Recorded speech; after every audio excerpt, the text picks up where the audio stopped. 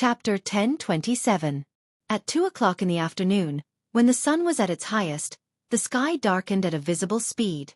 Thick clouds separated the sunlight from the surface of the sea, leaving only a blurry haze of light at the boundary between the sea and the sky. Without the direct sunlight, the surroundings of the giant steel ship traveling on the ocean suddenly became much cooler.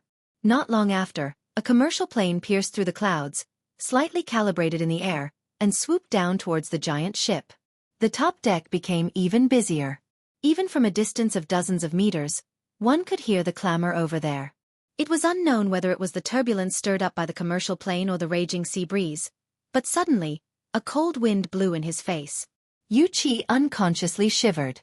Beside him, his son Yuzhang simply sneezed. Both of them were dressed very casually. Wuxia was still wearing a long-sleeved jacket, while Yuzhang was only wearing a pair of beach pants. His upper body was bare, and he had a bath towel draped over him. Yuzhang had played around the swimming pool with those beautiful women who were sunbathing. In the end, he was still resentful when he was forcefully dragged back by the bodyguard. If it wasn't for that sneeze, he might have already started arguing with the bodyguard. Of course, this bodyguard wasn't old Lu, who had followed his father for more than 10 years. Instead, it was the goods that had been temporarily assigned to this luxury cruise ship. Yuzhang was already thinking about letting old Lu take action and teach this temporary worker a lesson to vent his anger. The problem was that old Lu, who had always taken care of him, was like a clay sculpture at this time. He was only a breathing tool behind his father. As for Wuxia himself, he didn't say anything about the behavior of the temporary bodyguard.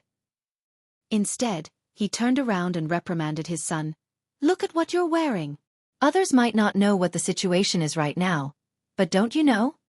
Yuzhang was already in a bad mood. He was annoyed when he heard this. "What's wrong with me wearing this? Don't tell me you want me to come out in a hospital gown? Do you want me to lie in the ICU before you're satisfied?"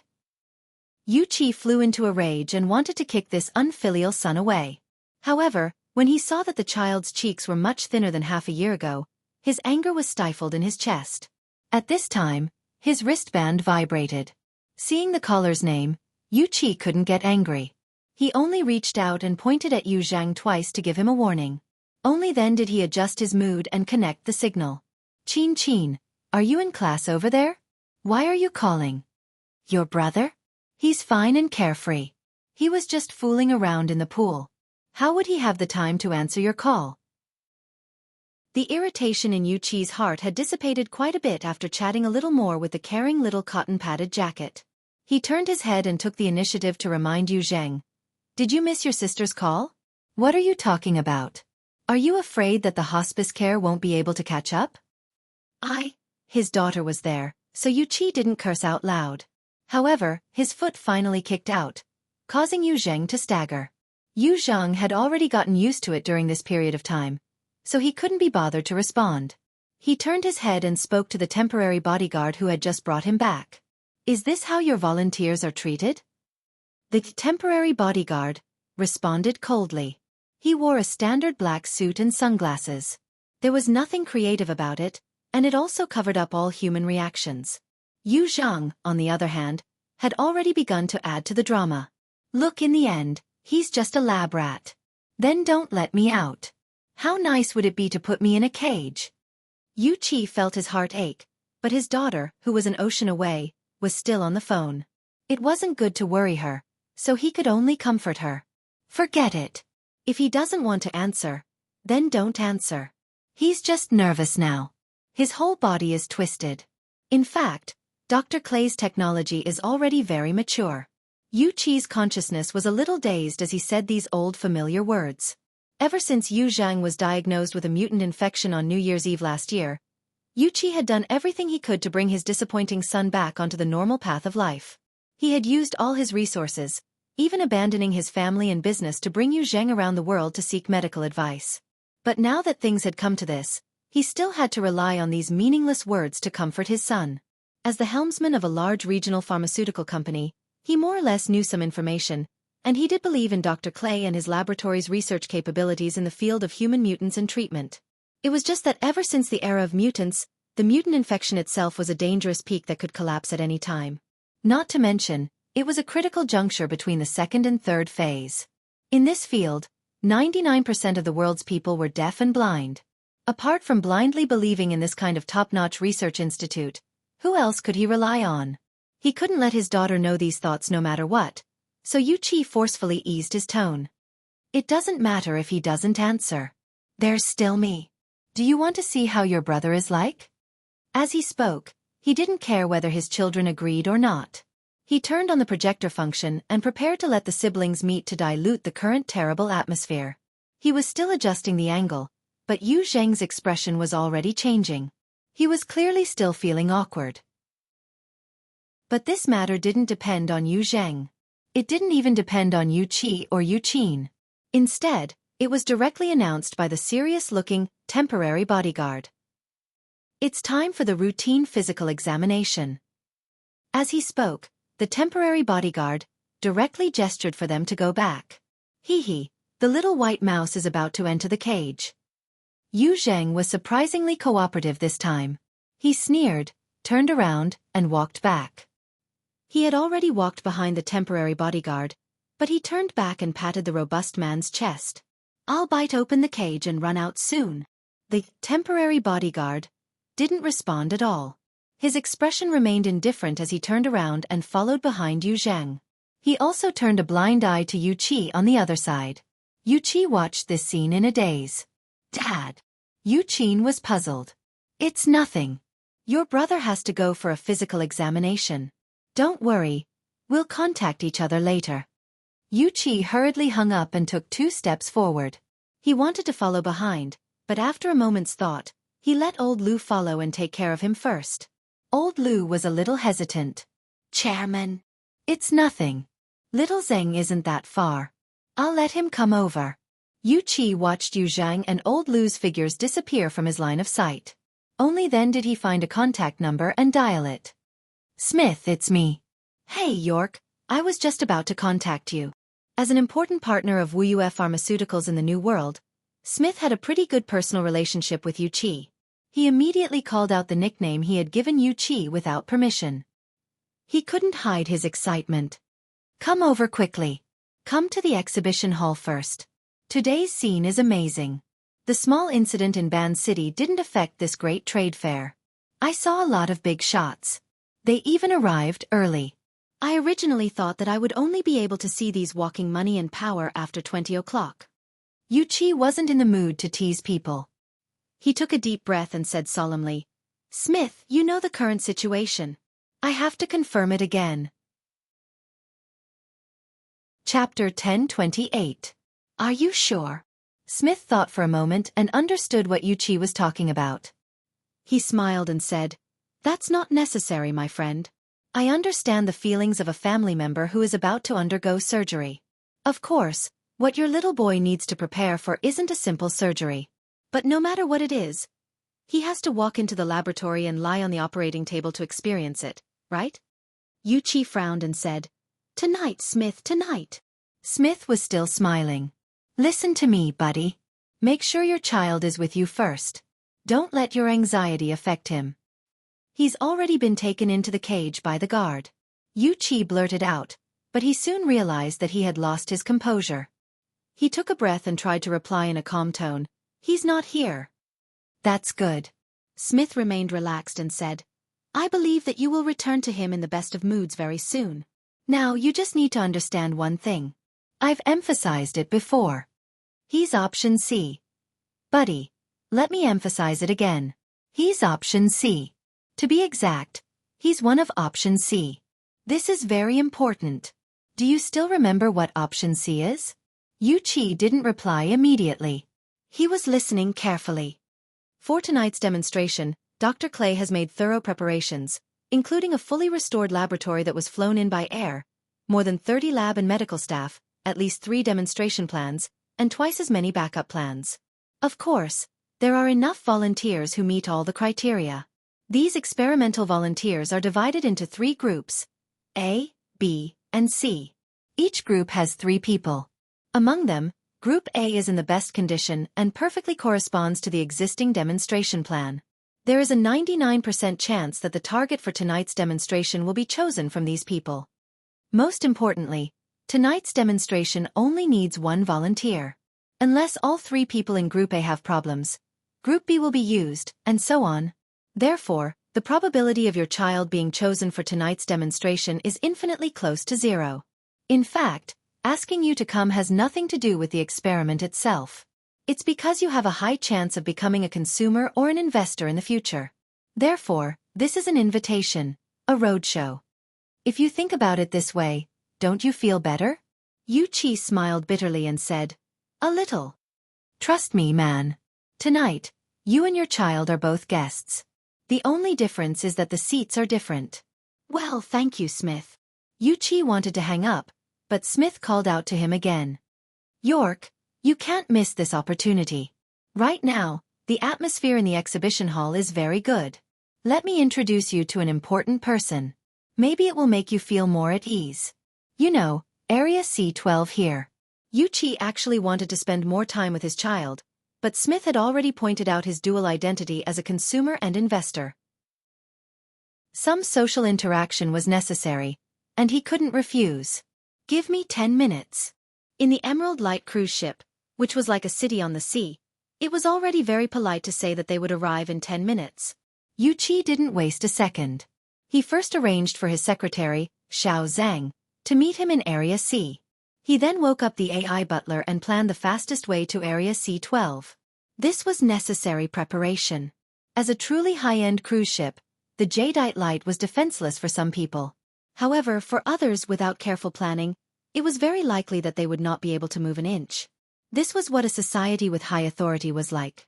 As the helmsman of a large regional pharmaceutical company, Wuxia could enjoy the convenience of a society with high authority in most cases. Occasionally, he had to accept the adverse effects of these conveniences. Of course, it was more important to be vigilant at all times. In this strange and complicated environment, he chose to believe in the AI system. The route planned by the AI butler was very reliable. Making full use of various tools such as automatic walking belts and elevators, it only took 6 to 7 minutes to go from Area E on the rear deck to Area C in the middle of the hull. Basically, he couldn't be late. With the AI butler's reminder, Wuxia passed through a security gate and entered a long corridor. Coincidentally, he had just taken a few steps when his secretary, Xiaofan, came out from the door in the middle of the long corridor. He was also surprised to see Wuxia. Chairman. Xiaofan was Wuxia's confidant. He was in his early 30s, which was a useful age. Previously, he had gone to handle some company affairs remotely. He heard Wuxia's instructions and rushed over to meet up. The young man had always been very good at positioning himself. Although according to the route, his position in the long corridor was much further ahead than Wuxia's, he still trotted over and took the initiative to approach Wuxia. But at this time, Wuxia's wrist began to vibrate violently. Xiaofan also subconsciously raised his hand. The AI butler sent a message. "Please stop and return to the CK-181 security gate. This area's access rights have been temporarily increased. You do not have access rights. Estimated opening time of this area: 14:22. You can choose to wait outside the area or go around." Wuxia and Xiaofan were a little stunned. This kind of situation was too rare. Even someone as knowledgeable as Wuxia encountered this for the first time. Due to his cautious attitude in terms of access rights, Wuxia didn't have the intention to violate it. If it had been 10 seconds earlier, he wouldn't have crossed the security gate at all. But the problem was that he had already walked almost 20 meters on this seemingly ordinary long corridor. As for Xiaofan, he was obviously further away from the entrance, but he was closer to Wuxia. He gritted his teeth and sped up, wanting to meet up first. It was at this moment that another door opened automatically on one side of the long corridor. The location happened to be in the middle of Wuxia and Xiaofan. 7 or 8 people came in from the other side of the door, all dressed in classic bodyguard attire. They were almost no different from the one who had just pushed Yu Zhang back into the cage. In the middle of these people was a wheelchair. It was so tightly covered that it was impossible to see who was on it. When the other side saw Wuxia and Xiaofan, they were also startled for a moment. They quickly issued orders. "Go back." Xiaofan was less than 10 meters away from Wuxia. He reacted quickly and immediately shouted, "We're together." The young man wanted to go through the wall and quickly meet up with the boss. But the space in the long corridor was too limited. Xiao Zhang hadn't even finished speaking when one of the bodyguards suddenly exerted force and pressed him against the wall. They twisted his joints and directly locked him up. The young man screamed. His whole face was deathly pale as if his joints were dislocated. "We're preparing to go back." Yu Qi's back was cold. No matter who the other side was, he couldn't go against them at this time no matter what. But Xiao Zhang was in such a state that it would be inexcusable if he didn't save him. The burly men on the other side all had a cold appearance carved from the same mold. They didn't respond to Yu Qi's explanation. In fact, they hadn't stopped at all since they entered the long corridor. Yu Qi and Xiao Zhang were just a small accident that they had casually dealt with. Realizing this, Yu Qi felt even worse in his heart. Before he could find a way to deal with it, there was another sound of the door behind him. The security door he had just passed through opened again. There was also a very unrestrained cackling sound. The so-called Society of Authority is a society that legalizes privileges. In this system, you only need to pay attention to one thing: be a model. Chapter 1029. For people entered through the security gate. The one chattering endlessly was a man in a flowery shirt who looked like a tourist. Aside from him, there was a muscular dark-skinned man with clear tattoos on his face and body. There was also a petite, short-haired beauty with an elegant temperament. In addition, there was an extremely young man. He looked to be a few years younger than Yu Zheng. The four people walked directly into this high-clearance area. They were different from Yu Qi, who was at a loss for what to do. They were also different from the grim group of bodyguards. It was as if they were truly on a luxurious cruise ship used for pleasure. At least, some of them were like this. They even ignored the tense atmosphere in the long corridor, the unnatural people and actions, and walked straight over. The flowery shirt man continued to talk non-stop, saying some specious words. The muscular, dark-skinned man had his head lowered the entire time. The short-haired beauty had a calm expression and didn't look sideways. Only the young man swept a few glances over with some curiosity. Yu Qi's gaze collided with the young man's for an instant. The young man clearly didn't feel anything, but Yu Qi was different. This was because he recognized this person. In this moment, memories that he once thought had faded suddenly surged up. Half a year ago, at Aurora Cloud City, at nearly the same time as the news of Yu Zheng's mutation infection was exposed, their family unexpectedly met this young man in the elevator. Luonan. Being in Xia City, Yu Qi more or less knew a few things about this young man. He still remembered that Luonan had a group of people by his side at the time. Yu Qi was the youngest of the group, but he was already the core of the group without a doubt. Half a year had passed. They were separated by tens of thousands of kilometers. The circumstances were completely different, but this young man was actually like a fish in water in this inharmonious environment. The flowery shirt man's mouth didn't stop. It looked like he was preaching and teaching, but his words were clearly referring to Luonan as one of his kind. He was boasting about himself. Yu Qi was absent-minded once more. Even he didn't know why he was able to observe in such detail. Or was it just an illusion created by his nervous mind?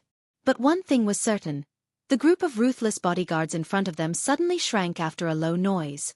They lined up against the wall in this corridor with limited horizontal space, trying their best to make space for the four of them.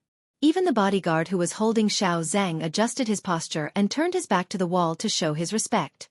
He also put one arm on Xiao Zhang's throat to prevent him from making a sound. There was no hesitation in his actions, and there were no gaps in his actions. It was as if everything he did was completely natural. Seeing this scene, Yu Qi's heart stirred. Perhaps he could ask for help. Because of the retreat of the group of bodyguards, the obstructed area looked a lot more spacious. It even exposed the wheelchair that had been tightly covered before. Sitting on it was a middle-aged white man who looked about the same age as Yu Qi. His complexion was not very good, and his skin showed an ominous iron-red color. His eyelids were half closed, and his energy was not good. He looked like he was seriously ill. It seemed like the temporary increase in authority this time was to transport patients. However, when the four of them walked over as if it was a matter of course, the person in the wheelchair actually forced his eyes open and smiled. He nodded at them as a greeting. This kind of polite and restrained behavior finally caught the attention of the four. Among the four of them, the one in the flowery shirt, who had been bragging about needing to raise their demeanor, turned his head slightly and laughed. Jeff, you old hyena, did something happen to the charging station again? I told you a long time ago that Black Lion can't be trusted. You might as well make up your mind and let the old witch help you. If you keep this up, I'm afraid you'll be so rotten that vultures won't even bother to touch you. At first glance, the man in the flowery shirt and the man in the wheelchair seemed to be on friendly terms, but their feet didn't stop. They didn't look like they wanted to chat at all. Jeff, who was in the wheelchair, smiled but didn't say anything. After this interruption, Wuxia choked back the words of help that were at the tip of his tongue. Seeing that the best time to ask for help had passed, the four of them passed by Xiao Zhang, who was still pressed against the wall in the next moment. The young man, Luo Nan, patted the shoulder of the bodyguard who was still locking Xiao Zhang. He didn't stop and just walked over. The bodyguard subconsciously loosened his grip. Only then did he remember to turn his head to look at Jeff's expression. Jeff just motioned for the surrounding bodyguards to continue pushing him forward. The group of people returned to their original tight formation. They soon walked past Wuxia and exited through the security door that he had just entered. Wuxia didn't dare to move during this time. Just like that, the corridor that was suddenly congested also suddenly became quiet. Only Wuxia and Xiao Zhang, who was holding his shoulder and moaning, were left within the 10-meter area. One was standing and the other was lying. His wristband vibrated once more. It should be a notification of a change in authority. Wuxia didn't pay attention to the specific content at all. He just faintly heard the man in the flowery shirt praise. Hey, he's got that style. Wuxia woke up with a start. He hurried to Xiao Zhang's side and crouched down. Don't move. Let's check for injuries first. He couldn't help but look forward as he spoke. The four of them had already pushed open the door to the other side of the corridor, cutting off his line of sight. The occurrence of an accident would inevitably delay time. Although Xiao Zhang's injuries weren't serious, finding the service personnel on the cruise ship and taking him to the infirmary took some time. Wuxia was undoubtedly going to be late by the time he finished arranging things. By the time Wuxia arrived at the exhibition hall of Area C12, he was already 5 minutes late. He explained things to Smith midway, and Smith didn't really care. But Wuxia still apologized first when they officially met. He didn't rashly speak of the specifics. Whether it was Luo Nan, whom he knew before, or Jeff, whom he heard in the middle, their identities weren't simple at all. He wouldn't look for trouble for no reason. The problem was that Wuxia didn't mention it, but Smith did. Moreover, Smith spoke with an extremely excited tone. Hey York, you just missed a true big shot. Old Els just left. Old Els? Wuxia was still a bit absent-minded, so he answered subconsciously, impossible. He's already so old. This is the most inconceivable part. You can't even imagine what I saw. Smith had a thick, square face. He looked very serious at first glance, but his expressions were actually rich. Right now he was in an extremely excited mood. His expression was even more exaggerated, like an actor in a sitcom. Oh my God. If Bai Xinyan didn't greet him and confirm his identity, Smith couldn't even continue his words due to his excessive excitement. He could only repeat over and over. Unimaginable. Unimaginable. This is definitely a big news. They're preparing to create a super big piece of news. Bai Xinyan? Wuxia heard a name that seemed familiar, but it didn't stir up too many thoughts. Instead, Smith's behavior made Wuxia feel that he had the obligation to wake his friend up. Hey, calm down a bit. You can basically only see that person in documentaries. Are you sure that's Old Els, Jeff L? The last soft and weak sound of air suddenly froze. Then Wuxia faced Smith, who was about to retort with wide eyes, and Wuxia unconsciously repeated, and again, Jeff? Which Jeff? Which other Jeff could it be? Hyena 3? Hey! Smith was a bit unhappy. He felt offended. It was only then that Wuxia remembered that Smith was a loyal believer of Old Els. In the business world there were a lot of people who succeeded. Many of them could be worshipped by those who came after them, hoping that they could imitate their predecessors' path to success and obtain supreme support from the power of capital. But among these people who succeeded, not everyone's name had the effect of being totemized. That was to say, hearing this name was like touching wealth itself. In the history of mankind, after the power of capital obtained the supreme ruling power, there were only a few hundred people like this in the past 3 to 4 centuries. The old elves that Wuxia and Smith mentioned was definitely one of them. This was not only because he and his family were always at the top of the various wealth rankings, but also because of his legendary status. Old elves spent the first half of his life in obscurity, or perhaps he lived in a sewer that normal people could not understand. Then, when he was close to 80 years old, he suddenly jumped onto the most glorious and cruel stage. Before the Third World War, he plundered the wealth of many unstable countries through various dishonorable means, magnified his ill-gotten gains 100 times through the use of war leverage, and the Reconstruction economics that had a mixed reputation after the war. Of course, there were countless assassinations and anti-assassinations, subversion and anti-subversion, death and being killed. In the past 20 to 30 years, as he faded away from various highly publicized affairs, this person had really become a pure totemic symbol. Correspondingly, there was only one thing left that people in the world paid the most attention to. Was he still alive? When would he die? Under the premise of not caring about the cost, to what extent could human life be extended? This was Jeff Els, a superhuman who was said to have wandered the earth for more than 130 years. Some people even swore that he was the only person left in the world who had experienced World War II. Or a wizard. Of course, there were even more people who said that the real Jeff Els had long turned into ashes, and the legend left behind was just a gimmick that the Els family used to maintain its legendary status. Wuxia originally had no interest in this kind of thing. Until today, until now. He could not help but recall everything that had happened in the long corridor, all the information he had received, especially the mockery of the man in the flowery shirt who did not regard himself as an outsider. His mind was making absurd and terrible associations. Before he could sort out the logical chain of reasoning, or rather before he could believe it, his body was already covered in a thin layer of cold sweat. Chapter 1030. Wuxia instinctively didn't want to continue, so he changed the topic. Aren't you going to introduce me to an important person? He did change the topic, but there seemed to be some kind of magic. The bullet that had missed the target returned to the bullseye. He subconsciously said, "If it's Mr. Old Airs, don't joke around. The thing I regret the most in my life is not rushing up, kneeling beside him, and kissing the back of his hand." Smith's words were exaggerated and sincere. And then being pressed to the ground by those black suits? Smith didn't hear the small details in his words. He just expressed it in an irrational manner. "That was worth it, York. That was worth it. Mr. Old Airs is my spiritual mentor. Maybe if he touches me, he can change my fate forever. Left or right, death or life."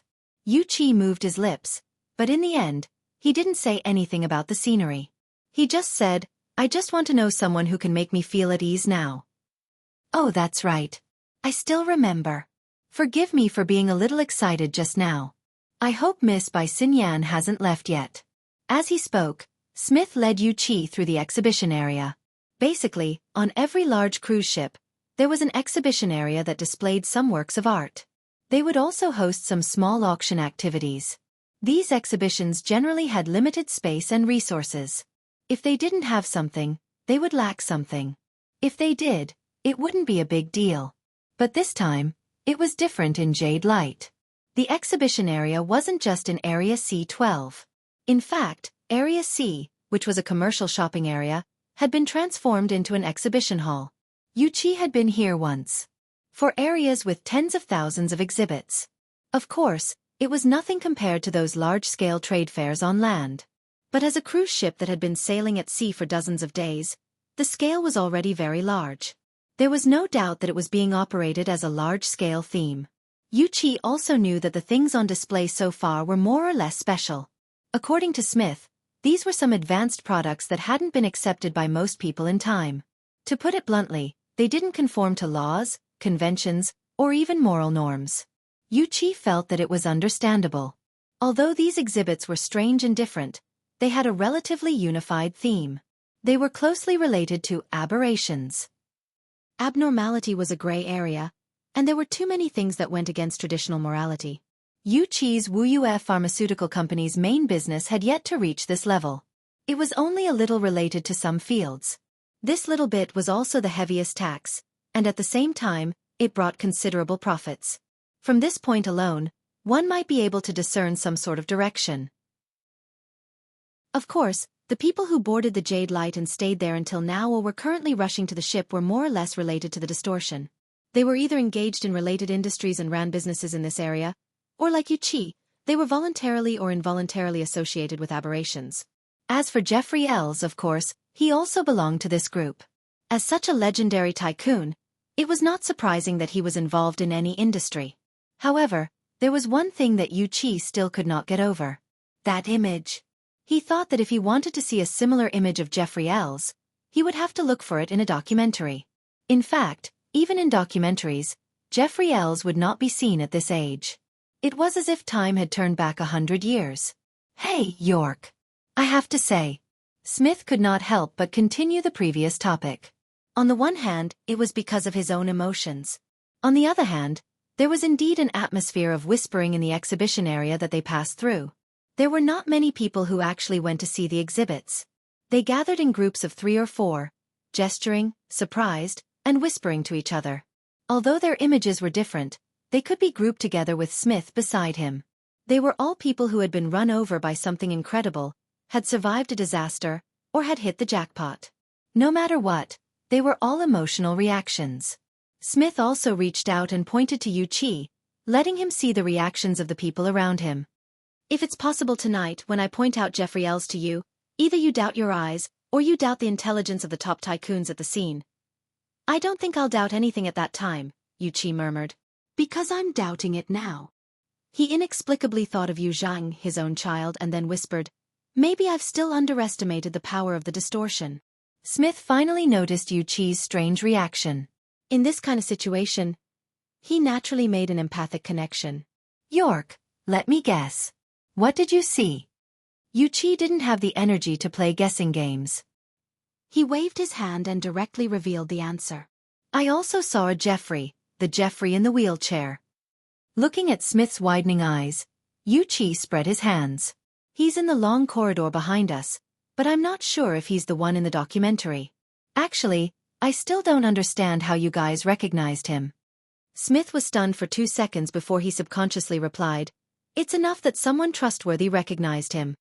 Smith was stunned not only because of Wuxia's answer, but also because he had received an excessive amount of information at the same time. Hey, look over there. By Xinyan, the one I want to introduce. The important person who recognized old Els. She's looking over. Wuxia looked up when he heard this and happened to meet the gaze that was cast over from not far away. Unsurprisingly, the person was the same as the name he heard. It was a pleasant-looking woman. However, there was something unexpected. This important person was actually wearing a white suit, giving off the air of a professional. Of course, she wasn't that strict right now. The front of her shirt was half open, revealing a dark blue shirt. She looked a little casual, but it was enough to clearly distinguish her from the surrounding businessmen and women. Wuxia and Smith didn't know why Bai Xinyan would cast her gaze over from afar, but if they missed this opportunity, they definitely wouldn't be qualified businessmen. Therefore, Smith and Wuxia both sped up their footsteps and took the initiative to greet her. The former began to greet her from 7 or 8 meters away. Dr. Bai, we meet again. He took a few steps forward and turned around to introduce to Wuxia. This is Dr. Clay's most outstanding student and collaborator, Dr. Bai Xinyan. He then said to Bai Xinyan, my most capable partner in the old continent, Mr. Wuxia, the chairman of Xia City's Wuxia Pharmaceuticals. If I remember correctly, you guys should be from the same hometown. Chapter 1031. Wuxia was stunned. Smith had not mentioned this before. Whether it was the relationship between Bai Xinyan and Dr. Clay, or the fact that they were from the same hometown, Bai Xinyan took the initiative to shake his hand. Bai Xinyan took the initiative to extend her hand and shook his hand with a smile. We are indeed from the same hometown. The headquarters of Wuxia Pharmaceuticals is in Nader District. My father works at the nearby Ren AI Hospital. We might even have a working relationship. Wuxia instantly went through all the famous doctors in Renai Hospital. He had a guess in his mind, so he asked tentatively, Daydream, Professor Bai is your... It's that old father of mine. Oh, Professor Bai is fully deserving of the title of the leader of neurology and psychotherapy. My company had a very pleasant collaboration with Professor Bai's team in the development of endocrine-targeting drugs. That was how society worked. As long as they could find a connection, both parties would naturally feel close and comfortable. After chatting with Bai Xinyan, Yu Qi glanced at Smith again. He did not know if this was part of Smith's calculations. This guy might not be a good manager, but he was definitely a first-class broker. For experienced people, as long as there was an opening, it was only a matter of a few sentences to get to the point. Soon, the three of them talked about Yu Zheng. What made Yu Qi feel a little relieved was that Bai Xinyan's words were very similar to Smith's. I understand how you feel, Chairman Yu. I can also guess the mental state of young people. In this world, there are very few people who can use themselves as a test subject without batting an eyelid, and even enjoy it. Yu Qi did not know if it was an illusion, but he felt that Bai Xinyan was hinting at something. She continued, the physical and psychological development of young people is far from perfect. Treating them with abnormalities too early can easily lead to both physical and psychological problems. Rather than rushing them into the treatment process, it is better to spend some time building up their confidence in this method. I think Dr. Clay also considered this, which is why he placed your child in Group C. Speaking of which, with the advancement of technology and the change of society as a whole, perhaps it won't take too long before such treatment becomes popular. After that, it will be popularized. From this perspective, the nervousness of young people today may become urgency in the future. Who knows? Bai Xinyan's. Her words were brilliant. Not only did she appease Yu Qi, but she also teased him subtly. If it were the Yu Qi who was on the deck, it would have been fine. However, the experience he had on the corridor and the information he gained after learning about it made him feel reverence for the supernatural phenomenon that was once so close to him. For a moment, he was a little absent-minded. At this moment, Smith finally could not hold it in any longer and continued to ask, in that case, what kind of person is most suitable to carry out the aberration treatment that you mentioned, Dr. Bai? Infected by the mutation? Adults? Mature mind? Or maybe I just need determination and a corresponding reward. I mean, like Mr. Jeffrey Ells. Bai Xinyan pointed it out. Smith nodded decisively. His deep-set eyes were burning with ambition and desire. Bai Xinyan shrugged. Since the 60s, old Mr. Ells has been the convener of Human Life Research and the largest research funding provider. The theoretical lifespan of the generation after the war is as high as 120 years, which has not been fully verified yet. However, the effective working age skyrocketed to 75 years, and it is indeed his great contribution. Smith did not know whether Bai Xinyan was praising or mocking him. He could only do his best to protect his idol. Mr. Ells is a pioneer, there is no doubt about that. Yes, I hope he can give a correct and promising direction. Yu Qi always felt that Bai Xinyan's words had a different meaning. While he was pondering, Bai Xinyan seemed to have seen something. She raised her head and looked into the depths of the exhibition area. Suddenly she said softly, "Sorry." Then, she separated from the two and walked in that direction. Before she left, she took a deep breath. "What's wrong?" "I'm not sure." Yu Qi and Smith had a meaningless conversation. They also stretched their necks to look over, but with so many booths between them, they really did not know what was going on. Smith casually said some gossip. "Right, about this Dr. Bai Xinyan, there is an identity that I did not mention before. It is said that she is the girlfriend of that young Mr. Wang." "Which? Aren't you standing on that person's private property?" "Wang Yu." Yu Qi also took a deep breath, but the shock he felt was not as direct as Jeffrey Ells. Compared to the legends of old, the young and high-profile figures of power of today inevitably made people divert some of their attention to the astonishing family behind them. Of course, with Yu Qi's net worth, he really did not have the qualifications to judge others. He did not have the qualifications to judge others. It was also at this time that the two finally saw something different as they followed Bai Xinyan's back. Actually, the two still did not see too clearly, but Yu Qi caught a glimpse of a dark and muscular giant among the stream of people in the exhibition area. This giant was clearly half a head taller than the others. Yu Qi's pupils contracted. He immediately recognized this person. This was one of the 4 people from Luo Nan's group of 4 that he had met in the long corridor. This person had arrived. Didn't that mean? That's right. Right now, Area C had become an exhibition area. Luo Nan and the others had come here. They probably had no other goal. Talker? Smith's reaction was a bit slower, but he clearly understood the identity of the person on the other side. Talker? The one from Koro Base? That big guy? Yuqi was truly shocked. Yuqi had heard of this name before. In fact, any multinational enterprise involved in ocean shipping would inevitably have to deal with the logistics tycoon of this area, the godfather of the underworld, Tucker. The sales network of Yuqi's Wuxia Pharmaceuticals did not set foot in this area. However, a small portion of the pharmaceutical factory's biological raw materials purchase channels were deeply connected to the industrial chain around T-City. This formed a few intersections. Tucker's identity was subtle. He was relatively mysterious. Yuqi had only heard of his name, but he had never seen him in person. However, he remembered the shipping price that was 20% higher than the market price very clearly. He also remembered that there were indeed people who were stubborn and unwilling to choose the shipping company under Tucker's banner. However, the results were not all that wonderful. How could such a person be related to Luo Nan? Moreover, was there a mistake in his memory? At that time in the corridor, among the four of them, it seemed like this dark and burly man's performance was the most honest. Right when he was puzzled, he saw Bai Xinyan's figure pass through the crowd. She was heading toward Tucker.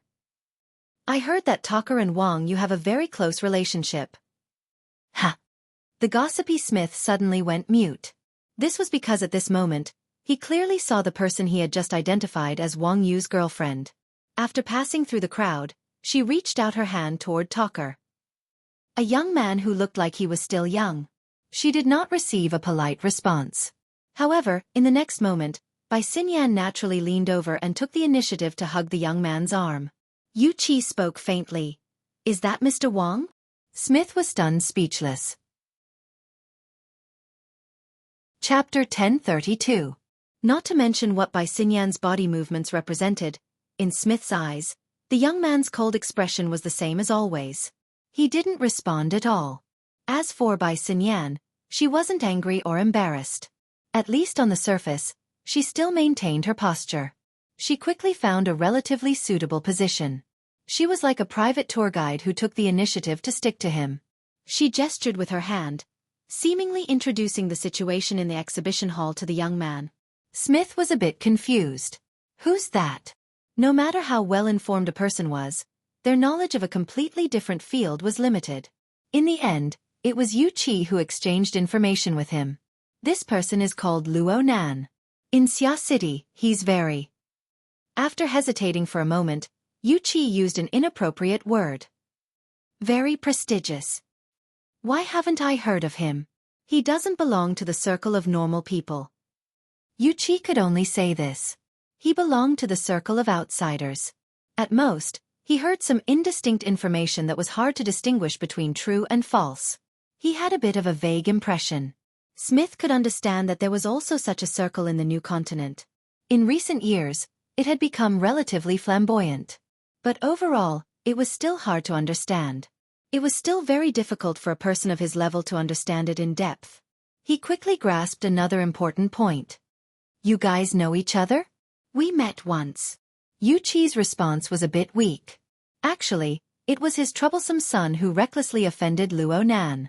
Fortunately, his daughter handled things appropriately. Through subsequent contact, Luo Nan had more or less corrected his impression of Luo Nan. Yuqi wasn't sure if this impression was good or bad. Luo Nan had given him 2 light pats on the shoulder not too long ago in the long hallway, giving Yuqi more psychological comfort. Let's go say hello? As a broker, Smith absolutely wouldn't let go of any opportunity to expand his social network. Yuqi hesitated for a moment. He didn't refuse. Ever since he came to Area C12, he had encountered all sorts of unforeseen circumstances. He needed to find a more stable anchor point. However, accidents would always happen inadvertently. They had just taken a few steps forward when their wristbands vibrated at the same time. Yuqi saw the caller and his heart tightened. Old Lu. What? What does deep detection mean? Don't agree. Don't pay attention to it. Wait for me. On the other side, Smith's expression also sank.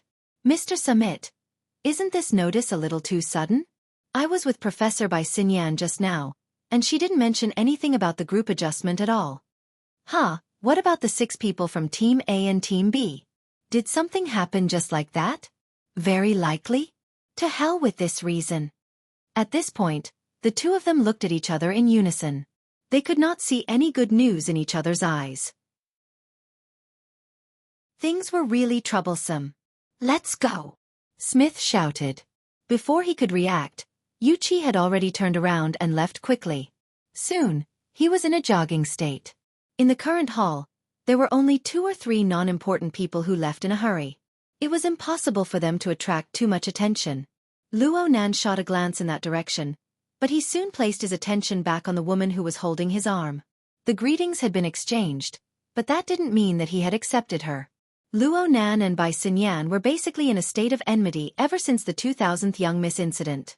If Bai Xinyan hadn't cooperated with him a few times, intentionally or unintentionally, and covered for him a few times, the two barely managed to form a tacit understanding. Luo Nan wasn't sure what Bai Xinyan would have done when their bodies touched. However, he also suspected that Bai Xinyan had guessed his current attitude. That was why she had appeared here in broad daylight. Otherwise, she would have been like the 2000s incident. She would have run away without a trace. This could be considered confidence. Was she holding on to Luo Nan's confidence? "Your courage is commendable." Luo Nan gave a word of praise, expressing his appreciation for Bai Xinyan's actions. But he had no intention of introducing her to the other 3. The problem was that there was no need for him to introduce her. Blood Demon whistled. "Oh my! Isn't this the black-hearted beauty who tricked Jin Tong to death?" Bai Xinyan bowed slightly. Mr. Blood Demon must be joking. In the next moment, she took the initiative to speak to Wan Luhua. "Instructor Wan, the first quarter's subsidy allocation will be transferred to you in about a week. I'll have to trouble you to take care of it." Wan Luhua had clearly dealt with Bai Xinyan more than once. "Your turnover is getting more and more procrastinating. After all, this is the first wave of burners retiring from the army. The unexpected product changes have caused a large discrepancy with the budget. Plus, there are quite a few independent directors. Their heads are in a terrible mess due to the production line switching. It's hard to avoid a bit of a fuss." Even Talker and Bai Xinyan exchanged glances as they spoke. Luo Nan was a bit surprised. He didn't expect that Bai Xinyan was really famous in the inner world. All right.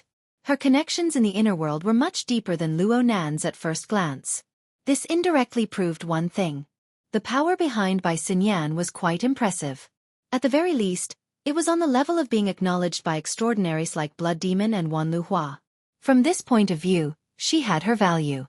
The reason why Luo Nan was able to face Bai Xinyan with relative calmness wasn't simply because of Mr. Bai. Rather, this was a tool. If others could use him, then he should be able to play a hand or two. He should be able to make something valuable out of it. He hoped that Bai Xinyan was aware of this. He wasn't in a hurry to converse with Bai Xinyan. He didn't pay attention to what this woman was thinking.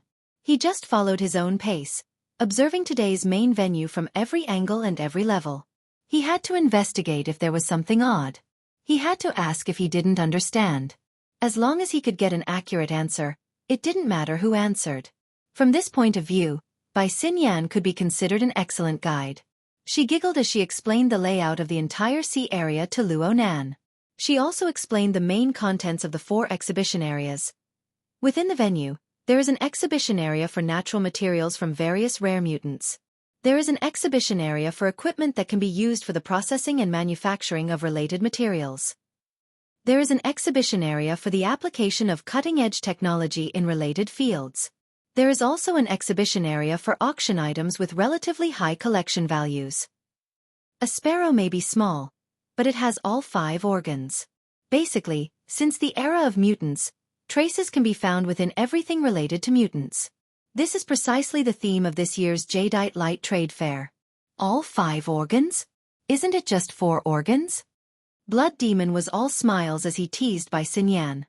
If you say it like this, then there really is. Bai Xinyan didn't have time to respond before Luo Nan spoke first. There are quite a few people here.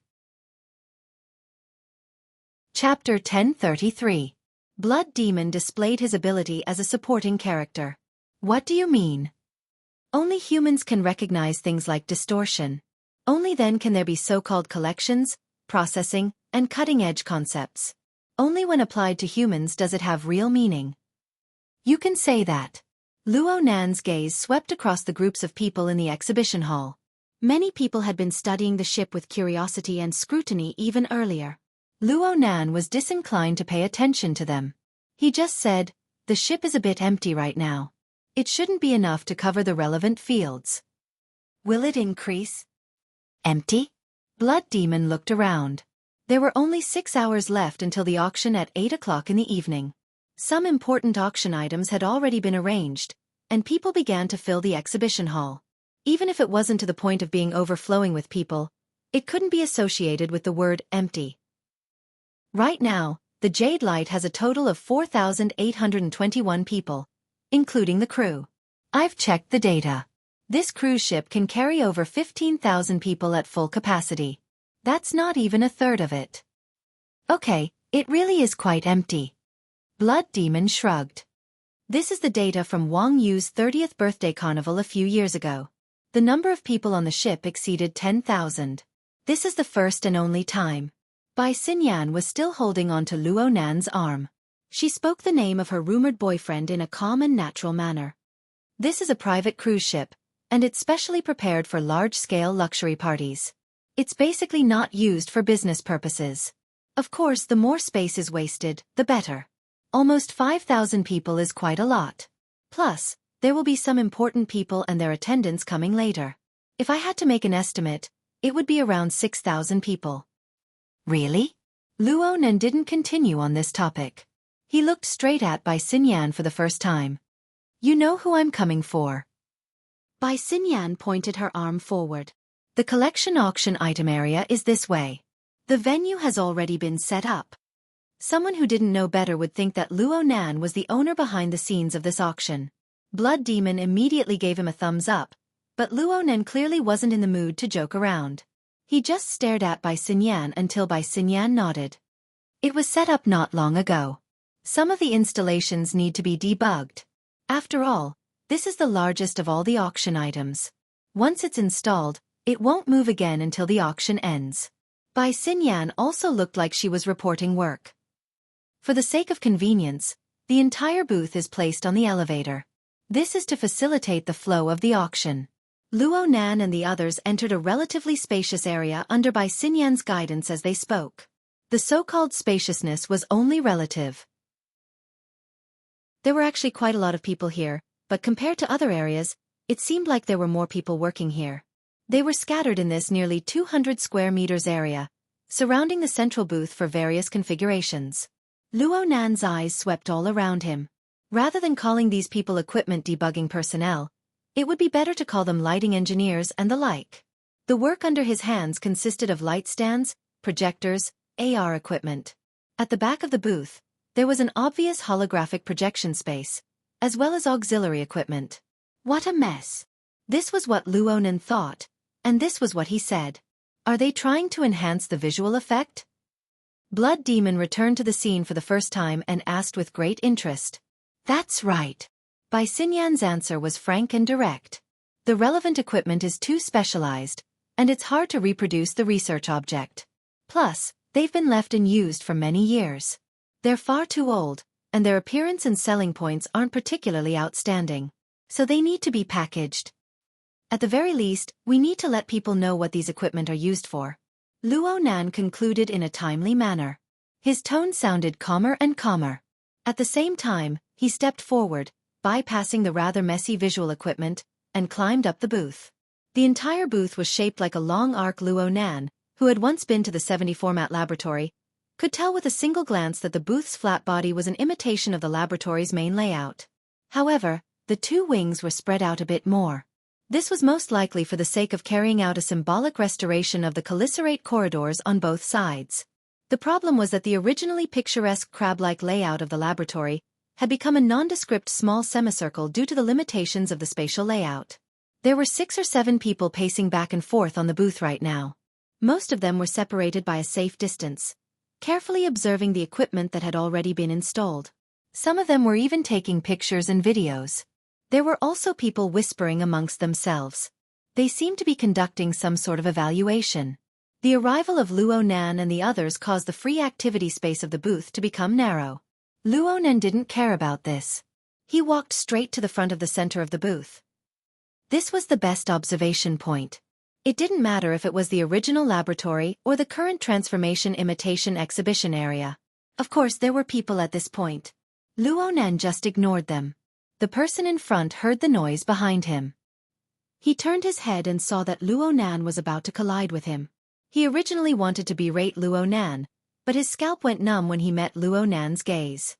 He didn't know why, but his legs crossed and he staggered to the side. This person saw Luonan's face clearly at this time. His face turned white with a swish. Bai Xinyan gave Luonan an introduction in a very considerate manner.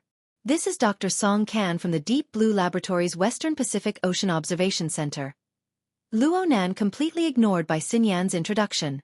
After the figure flashed out of his front line of vision, Luonan completely ignored it. He just cast his gaze calmly towards the equipment on the booth. He also cast his gaze towards the back of the equipment. There was a projection area that was still empty for the time being. Luonan's behavior was seriously lacking in manners. But the original group of people on the booth, Dr. Song Can, were mostly connected to the inner world. So they recognized Luonan. They just didn't expect that the main character would actually come this early. They didn't dare to have any objections. Dr. Song Can was a relatively simple researcher. He didn't have any extraordinary powers. He nearly had a heart attack when he suddenly saw this face that was labeled as the most dangerous face in the laboratory. He clutched his chest and wanted to run away, but his legs went soft. He was unable to move.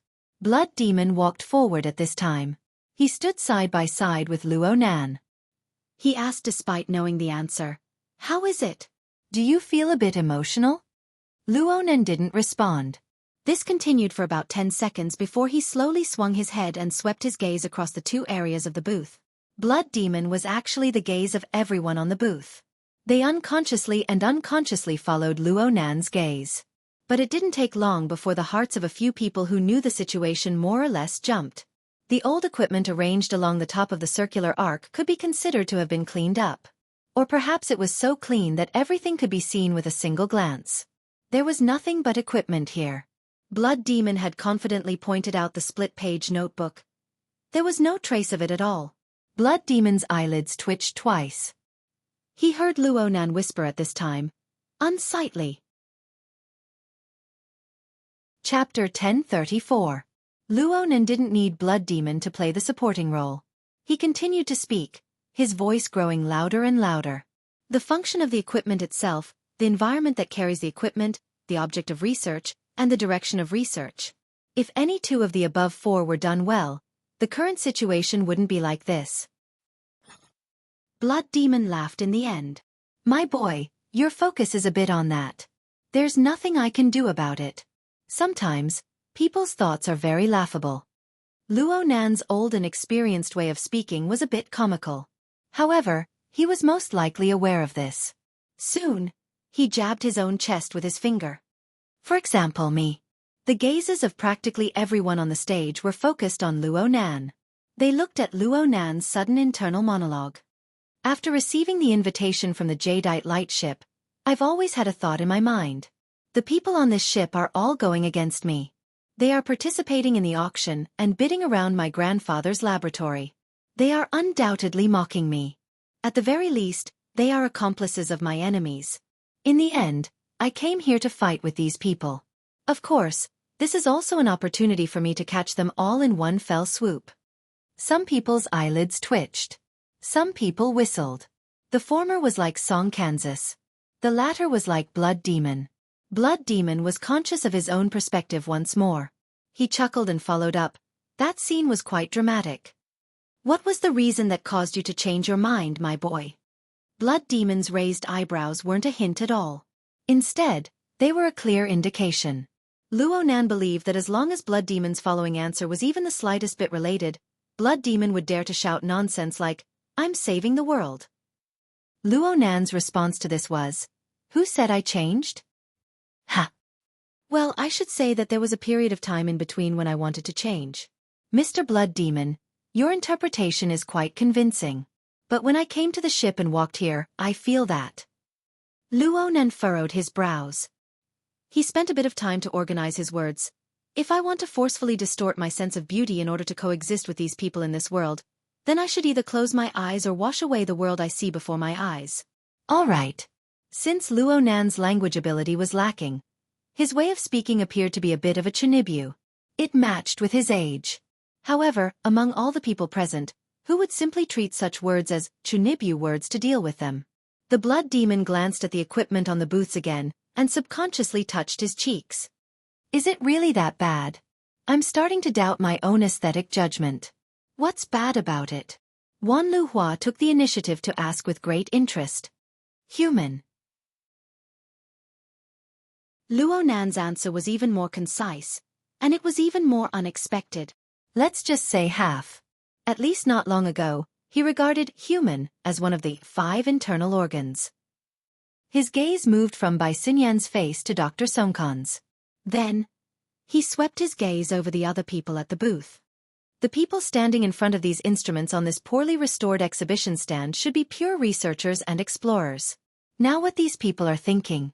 Emotions, desires, inclinations.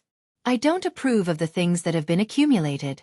Bai Xinyan's expression was natural, but the faces of those below the doctor's level were hard to describe.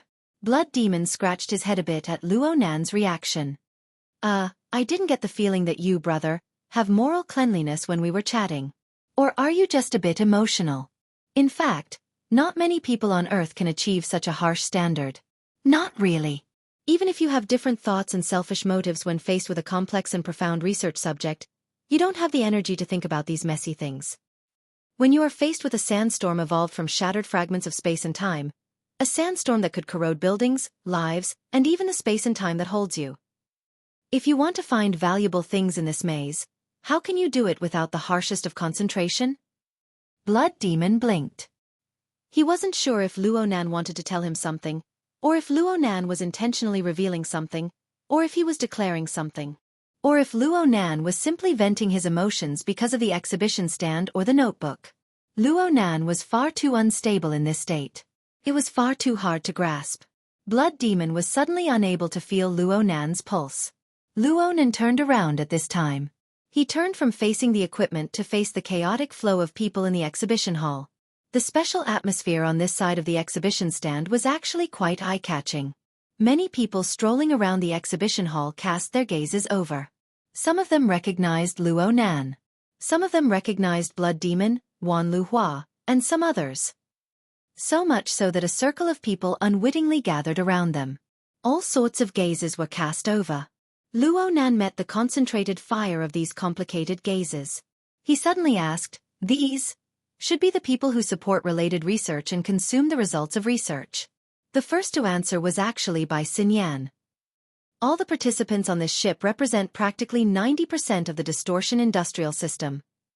From upstream to downstream, from capital to scientific research, from production to consumption. They cover everything. Luo Nan's lips twitched. Is that so? These people are the ones who have the closest contact with distortion.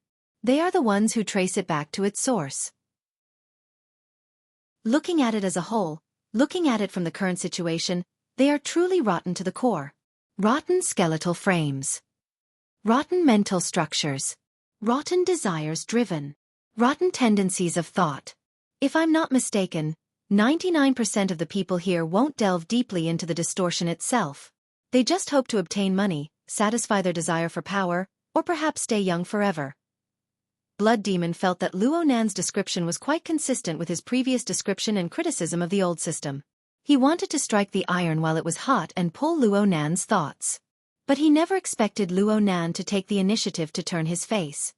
Mr. Blood Demon, I remember you saying that judging things as they are is the most extreme way of thinking. I did say that. I also said that a mature system must avoid excessive polishing of individual links. Oftentimes, individuals full of flaws are the precondition for a system to take shape. Luo Nan had said all the right and wrong things. Even with Blood Demon's mouth, he actually found it a bit difficult to continue.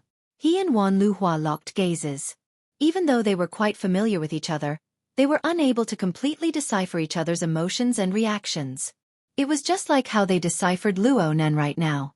But the current Luo Nan had already sorted out the entire clue and theme through these garrulous descriptions and his unique way of thinking. We can view the distortion industrial system as a system. We can tolerate its low conception, tolerate its many flaws, tolerate its slow progress. But we cannot tolerate its rigidity and lack of vitality. Blood Demon finally grasped the opportunity to intervene. You feel that there isn't enough vitality inside? Luo Nan's face was expressionless. No. It's the opposite. Although the majority of the people here have a messy body and soul frame, and their desires and thoughts are nauseating, it is qualified to be a living system. It can even be said to be full of vigor and vitality, with limitless potential. I'm just saying that when you clearly know what kind of environment the flies and maggots will be most active in, you will at least do your best to stay as far away from that place as possible. You will bring along all the things you believe to be the most precious. So, let's hurry up and resolve the problem here. Chapter 1035. The proper business Luo Nan was talking about was undoubtedly the split-page notebook. He asked Blood Demon directly, "Your information is correct, right? It's impossible for it to be wrong. As for the situation, let's ask." Blood Demon turned to ask Song Can, "Hey, was there a notebook here before?" Song Can shook his head subconsciously. "TSK." Blood Demon pursed his lips when he didn't get the answer he was hoping for. He looked at Luo Nan again, but Luo Nan didn't seem to be happy or angry. The Blood Demon blinked and suddenly clapped his hands. "This is a good thing. Those who should be here are not here. Doesn't it mean that the value of my information is maximized?" "Perhaps you can say that." Luo Nan actually agreed to this point. At this moment, Luo Nan and Blood Demon had a tacit understanding. He understood what the Blood Demon meant. Let's assume that Blood Demon's information was correct without a doubt. The special notebook from the 70 format had indeed been brought onto the Jadeite Light, and it had indeed been used to tease Luo Nan. Then, with its ambiguous identity in the auction catalog and its ambiguous identity in the photo album, if it was placed openly on the stage, it would be obvious that it was an auction item. Things would be troublesome, and they would have to go through a lot of trouble. And in this current situation, it didn't matter if they wanted to give Luo Nan a surprise attack, or if there was an oversight in the arrangements, or if the auction house simply didn't take this seriously at all. On a legal level, things were becoming simpler.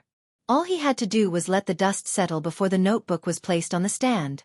Of course, the premise for such an assumption was that the Blood Demon's information was reliable. Blood Demon was quite confident in this. He even winked at Luo Nan. "Aren't you going to raise the pay a bit? If you agree, I'll get another pattern from Old Man's secret deed for you." Luo Nan didn't pay any attention to him. He just stood there quietly, a bit lost in thought. At least in the eyes of others, this was correct. The Blood Demon did not think much of it. Instead, he rubbed his fists and said, "I didn't expect that we would have to deduce at the very beginning. Come on, let's go through the situation. Tacker, you wouldn't make a low-level mistake with this list, would you?" "Uncle Shue." Tacker's dark face looked a little awkward. He subconsciously turned his head away, his eyes wandering. In every corner of the exhibition hall, a large number of surveillance devices were installed. Perhaps, it should be said that it was certain that the people and events on the exhibition stage were all being observed and evaluated by certain important figures. He had been forcefully pulled into the group, and this was something that could be easily explained. However, if he was too active, did he really think that the other side wouldn't let him off easily? The problem was that the Blood Demon knew very well what Tacker was fussing about. However, the latter was definitely not the kind of benevolent elder who would care for his juniors. The Blood Demon raised half of his eyebrows. He was obviously dissatisfied with Tacker's hesitant attitude. But before he could speak, Luo Nan jabbed him from the side. "Don't waste time. Watch the recording again." The number of transcendents on this ship is a little too much. Luo Nan's first two sentences could be said to be completely unrelated. However, Blood Demon understood. "Yes, we're not the only ones who arrived early. Star Wizard, Connie, Black Lion. None of them are easy to deal with. Are you sure it's one of them? I haven't found any observable areas, but they're at least very close to them. Also, there are more than 3 of them. I'm thinking that if there really is something special about that notebook, I can try to find some clues from a distance." "Oh, Do you think that thing has some sort of special radiation? Your recording gave me this feeling. Blood Demon shrugged. It was very clear that Luo Nan had searched the entirety of the jadeite light while he was distracted. This sort of ability might be hard for normal people to imagine, but it wasn't particularly out of line in the eyes of transcendence. Blood Demon could even understand the problem Luo Nan was facing right now. The closer one approached the material world with mental senses, the greater the resistance of mutual interference.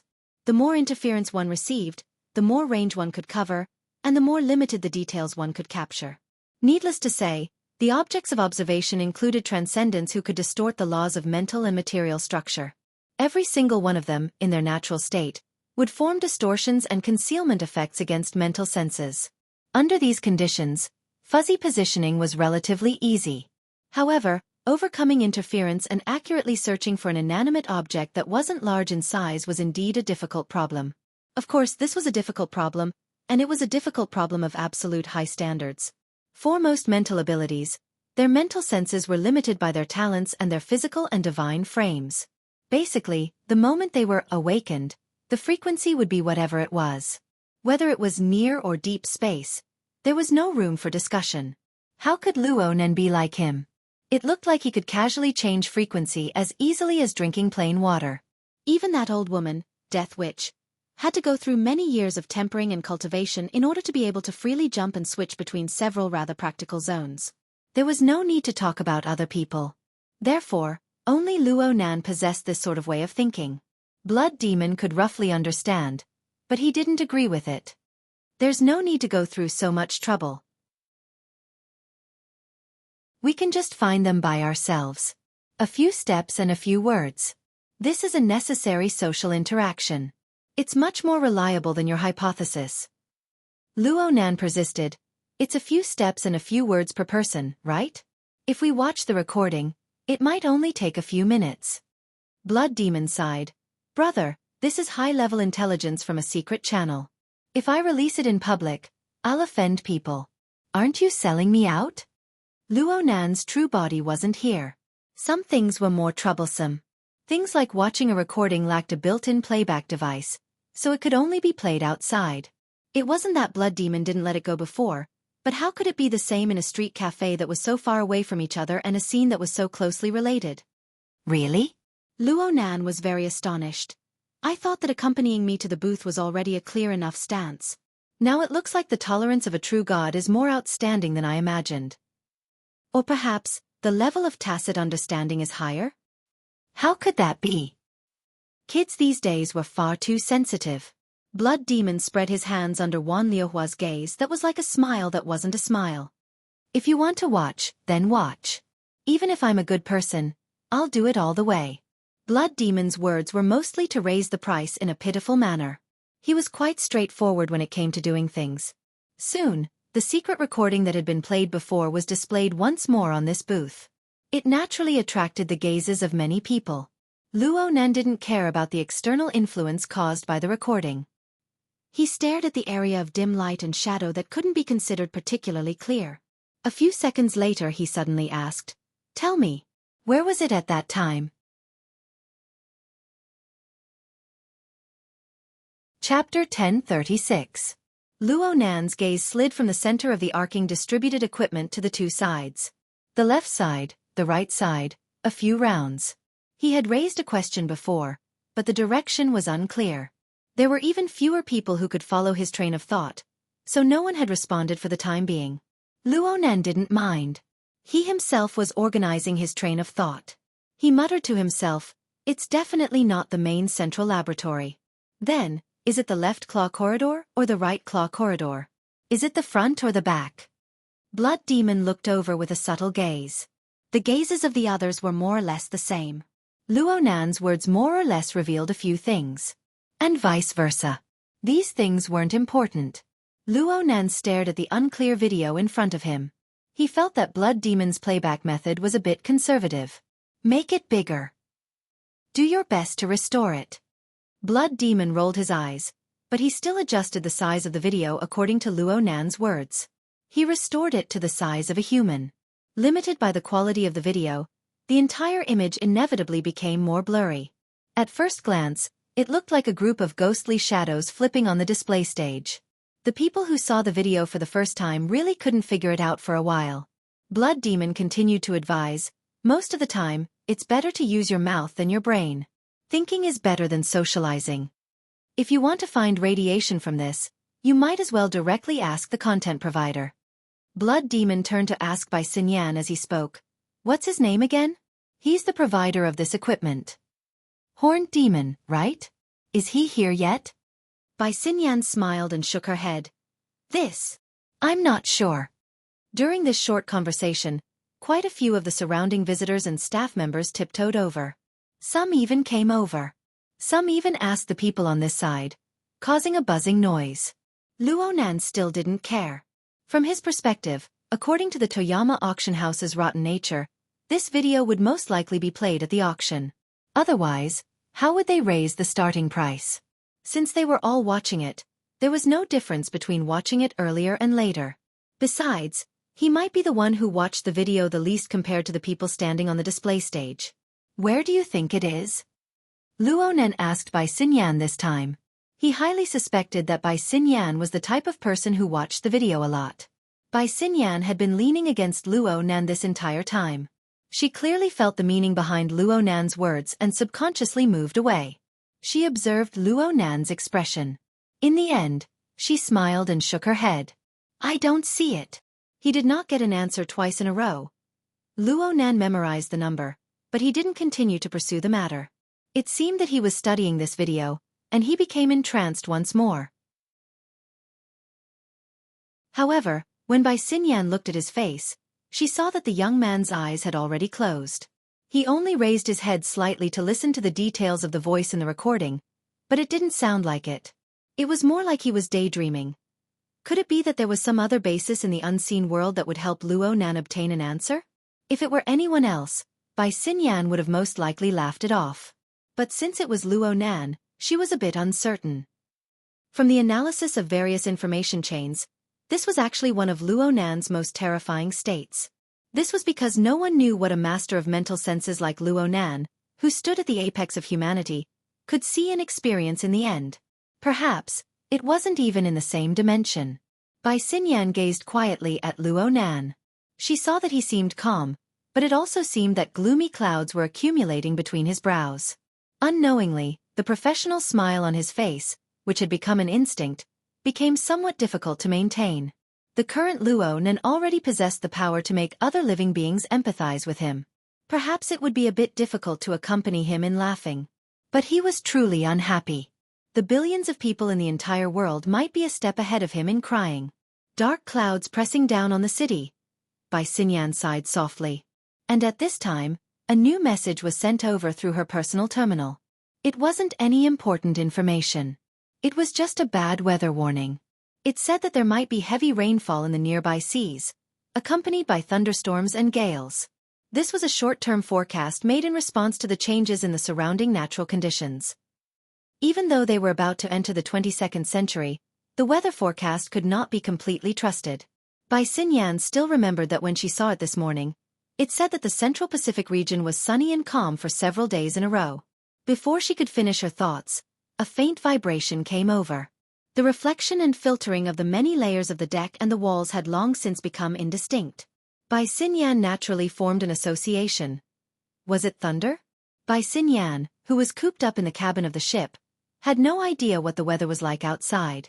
But in the hinterland of the old continent, over 10,000 kilometers away, in the boundless highland wilderness, one could see the violent and abnormal changes in the color of the sky as long as one's eyes weren't blind. Just a moment ago, the sky had been clear for tens of thousands of miles, and the visibility was good. But in just a few minutes, the sky was covered in dark clouds. Clouds covered the sky. The sudden change of light and shadow made many sensitive creatures on the wasteland raise their vigilance.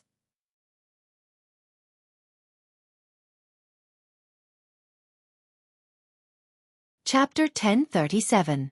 The hairless monkey didn't care about this change. In fact, with his current muddle-headed state, he was only focused on the prey beneath him. Eating was all he had to do at the moment. However, his eating process was also distorted due to the abnormality. At first, he used his teeth to bite his prey, but at some point in time, all his teeth fell off one by one. That wasn't all. They also fell off. To be more precise, they were separated.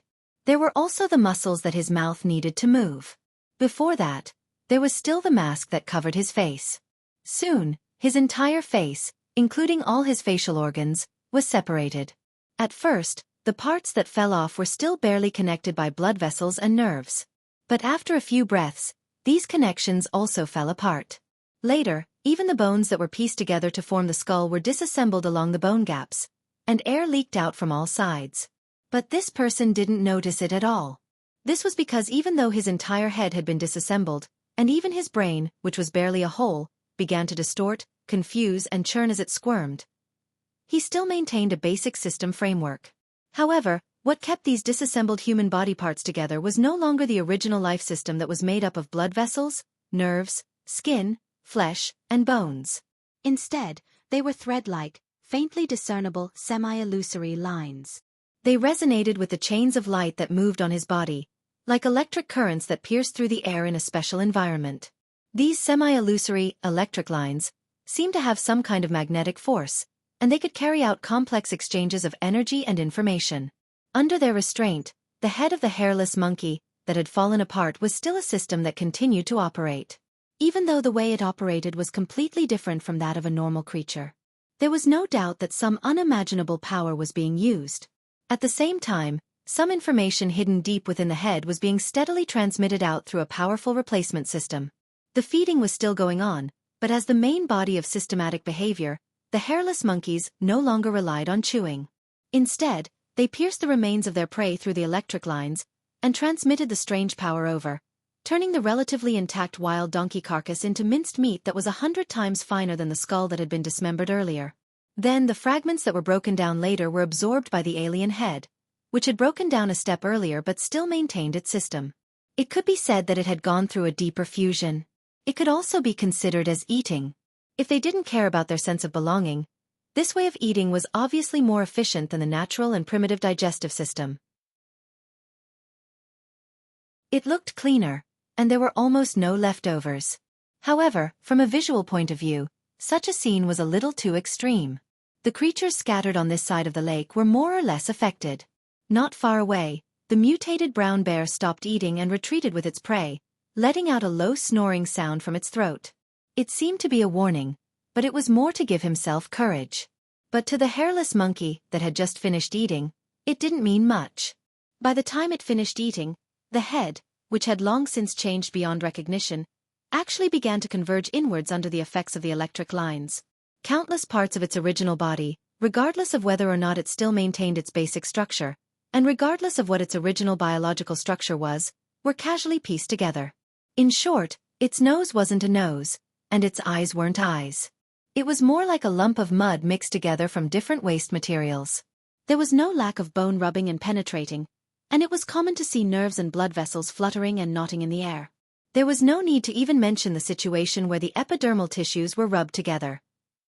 But this kind of phenomenon didn't persist for too long. This complicated and bizarre system clearly possessed some sort of memory, aside from disintegration and stitching. The enormous and ugly lump of flesh and mud miraculously recovered its original appearance after 2 or 3 rounds of rubbing. It was restored to the hairless monkey, which was the face of a normal human. During this entire process, the monkey absorbed enough energy to sustain itself, but it also exposed a few things during the continuous disintegration and churning. It was then projected tens of thousands of kilometers away. Being able to restore itself is really dog shit luck. Luo Nan opened his eyes and muttered in a low voice. But it seems that this really is the first. What's the first? Blood Demon's ears were sharp. He heard what Luo Nan said, but he wasn't able to understand what Luo Nan was referring to. After all, it corresponded to a distant real-time image deep in the hinterland of the old continent. It also involved Luo Nan's exclusive thoughts. Luo Nan didn't respond, but his originally gloomy brows relaxed a bit.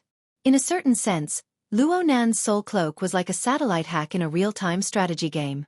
It dispelled the fog of war within the scope of the Earth, bringing him convenience that exceeded his imagination. However, the evil poison pollution that was accidentally brought out from the relay station brought enormous damage to the soul cloak, and even to Luo Nan's entire system structure on the mental plane. It also caused the fog of war to once again obscure his field of vision. There were a few pieces of good news amidst the ruins. For example, Luo Nan's believers. They used various methods to carry out deep interference effects throughout the world. They still maintained contact with him. They were like casually tossed scouting units. They passed through the fog of war and illuminated observable areas of varying sizes. The size of these observable areas was clearly proportional to the strength of the scouting units themselves. It was also closely related to Luo Nan's projected attention. The soul cloak and other structures of the mental system were slowly recovering on the basis of these scouting units. They attempted to be pieced together once more. There was one more thing besides these scouting units. As the mica structure took shape, it had a characteristic that was closely related to the water vapor environment. This caused the damaged structure of the mental system to continue its recovery process, and it became a bit entangled with the soul cloak. Luo Nan didn't see any negative things for the time being, but there were a few unexpected harvests. Indeed, Luo Nan was currently paying attention to the horned demon roaming the wastelands of the old continent. This horned demon was originally a tool that Luo Nan had unearthed from the special power of the magneto-optical mica in the offline testing scene. He forcefully controlled and twisted it into a tool. Luo Nan had an additional origin with the embryonic form of the mica structure. Back then, Luo Nan had only used him as a carrier and fulcrum to clash with a true god. Luo Nan didn't expect this tool to actually produce an additional effect at this time. The thick cloud structure formed by the interweaving of the mica and the soul cloak around the horned demon seemed to have been stimulated by some sort of stirring. It became exceptionally lively. On the other hand, the analysis of the horned demon's messed up body and soul frame was exceptionally sharp and efficient. This wasn't just reflected in the excavation of the horned demon's memories. It was an extremely ideal reference model. At the very least, Luo Nan had used the mica to dissociate tens of thousands of living beings from last night until now. None of them were as complete as the horned demon. Originally, it was just a seed that was casually planted into the soil. Now it was giving birth to a pleasantly surprised sprout. Alright, it was quite awkward to give the horned demon such a position. And now wasn't the best time to do experiments. In any case, whether it was the mica or the horned demon, they both had a set of basic behavior that could maintain and continue their existence even though they didn't have self-awareness. Right now, the mica was still in the initial stages of self-proliferation and evolution. There was still an unknown distance between it and the true magneto-optical mica. It was also limited by the broken state of the soul cloak, so it was unable to rapidly expand. With the horned demon as a support point, it would be good to temporarily open a subbase and see what the results would be. Luo Nan quickly collected his thoughts. He needed a simple and straightforward answer more. The horned demon's memories were a very good source. So it's like this. Luo Nan's voice was a bit clearer. It carried an emotion of relief. A human's memory information wasn't a clear video stored in the space of the brain. However, Luo Nan used multiple methods to search and compare back and forth. He still possessed a relatively accurate answer. So he knew. This was the first time the horned demon and the others entered the 70-format laboratory. What was it like before the equipment was disassembled? The more he knew, the more he felt that the current booth was unsightly. What an eyesore. Probably because someone had heard what he said, there were strange sounds of gurgling and clicking in the booth area. Many people heard it, but they couldn't identify the source of the sound for a while. This bit of abnormality couldn't be hidden from Blood Demon and Wan Lu Hua. The gazes of the two cut across a few important nodes, intersecting with each other in the middle. But they happened to coincidentally take a step back. The booth suddenly swayed almost in sync with the movements of the two extraordinaries. At the same time, the sharp sounds of metal cracking and heavy objects being pulled and scraped rang out. It nearly pierced the eardrums. Many people on the booth cried out in alarm. Some unlucky people even fell off. They weren't at the edge of the booth. But the problem was that Luo Nan's restoration didn't move the equipment, but the booth itself. The arc-shaped booth cracked from its roots. Even though it was a relatively complex and precise steel structure, there were still quite a few auction equipment installed below it. The total weight of the equipment on the stage was several tons. But it still moved and tore away. The originally ordinary arc-shaped booth's front was forcefully pulled forward, forming a structure similar to that of a bull's horn. Of course, some people understood in their hearts that this actually had to be combined with the back half of the booth that was barely intact to form an overall layout similar to that of a crab. And this sort of deformation came at the cost of completely destroying the booth structure. As a result, enormous cracks were formed, smashing all of the booth's preset functions.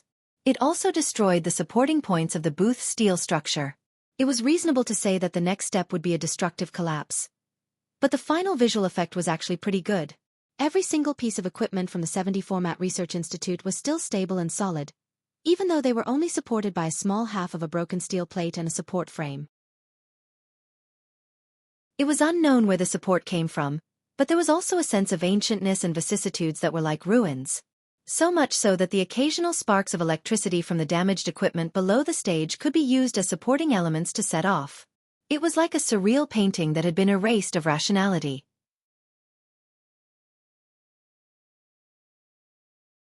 Chapter 1038. In the middle section of the relatively intact booth, Blood Demon stepped on the steel plate under his feet. He felt the shaking sensation as if it could collapse at any moment. He rubbed his chin. To collapse or not to collapse? That's the question. What do you think? Wan Luhua had the standard standing posture of standing like a pine. In fact, through her extremely sharp senses, she was actually doing the same thing as Blood Demon. The booth under her feet had become a very interesting research object. However, Wan Luhua never said anything irresponsible. She calmly said, "This isn't my area of expertise. But no matter how I look at it, this effect is our doing, isn't it?" Blood Demon's finger swiped across the torn and distorted equipment display area in front of him. Just as he said, this kind of strength method that could cut through metal and forcibly shift positions was the specialty of the fleshly adepts. It must be known that 90% of the booth was made of metal, and the total weight was several tons or more. To achieve such an effect in an instant would be difficult even if professional equipment was moved over. In other words, the fleshly adepts, who far exceeded the limits of the human body, possessed such an ability in theory. You're overthinking it. You don't have this sense of design. I can't stop them from collapsing either. In front of an expert, any quibbling was meaningless. Blood Demon admitted it directly. However, continuing with the previous question, he still found it difficult to make the corresponding judgment of value. Should I say this is a clever move or a stupid move? Just as they had discussed, the key to the scene presented by the current booth was not about tearing or destruction. Instead, it was about the sense of design. The entire steel structure of the booth had been torn to pieces. If one followed the normal laws of physics, this place should have long collapsed into a complete mess. One wouldn't even be able to find a place to stand. However, the reality was that the equipment used in front had only shifted along with the torn and distorted booth. This shift was carried out on a rather neat surface. Of course, the most difficult thing was to achieve normalized stability after the destructive shift. If the current floor of the booth was covered with a layer of boards, people would probably never imagine that the supporting area below would already be a mess. The two transcendents by their sides could create destruction that was 10 times or even 100 times more tragic than what they were doing now. The only thing lacking was this neat and tidy sense of design. It would probably require them to put in thousands or even tens of thousands of times more effort. How could he do it? This was because Luo Nan didn't directly destroy and tear apart the structure of matter to create displacement. On the contrary, Wan Luhua asked with interest, "So, have you found your inspiration yet?" "Yeah, I'm still looking." No matter how well Blood Demon did his work in the early stages, no matter how much he understood Luo Nan, he couldn't help but roll his eyes at this time. Wan Luhua responded with a smile. "No rush. There's plenty of time." Luo Nan felt the kindness in her words. Though he didn't quite understand where it came from, he still responded with a smile. Actually, Luo Nan's train of thought was quite clear by now. The information from the horned demon's memories gave him the most direct direction. Actually, this point was also reflected in the recording. He just wanted to make it clear. At this time, the recording restarted once again. It reached the stage where a certain person flipped through the pages quickly. A close-up shot of the notebook's title page was shown on the screen. Luo Nan didn't continue watching. He exhaled softly and lowered his head. Soon, the surrounding people heard a wave of soft murmurs. The murmurs came from Luo Nan's mouth. They had a certain rhythm, rising and falling, cycling back and forth. The murmurs were far too vague. Most people couldn't hear the contents clearly. Of course, this didn't include the two extraordinaries. Whether it was Blood Demon or Wan Lu Hua, they both possessed perception and discernment abilities that surpassed ordinary people. Therefore, they could hear the murmurs clearly. The murmurs were short sentences that were like rhymes. They were divided into 4 paragraphs, and the contents were: the gazes of the two moved away from Luonan's face. They looked to the side and forward. In the recording, the notebook had already been folded open. It was heated by the laser and soon caught fire. The instant the notebook caught fire, the flames charred and curled up the title page. The same content appeared on the paper in the form of words. The words then turned to ash within the flames. My heart is a prison, my heart is a furnace. My heart is a mirror, my heart is a nation.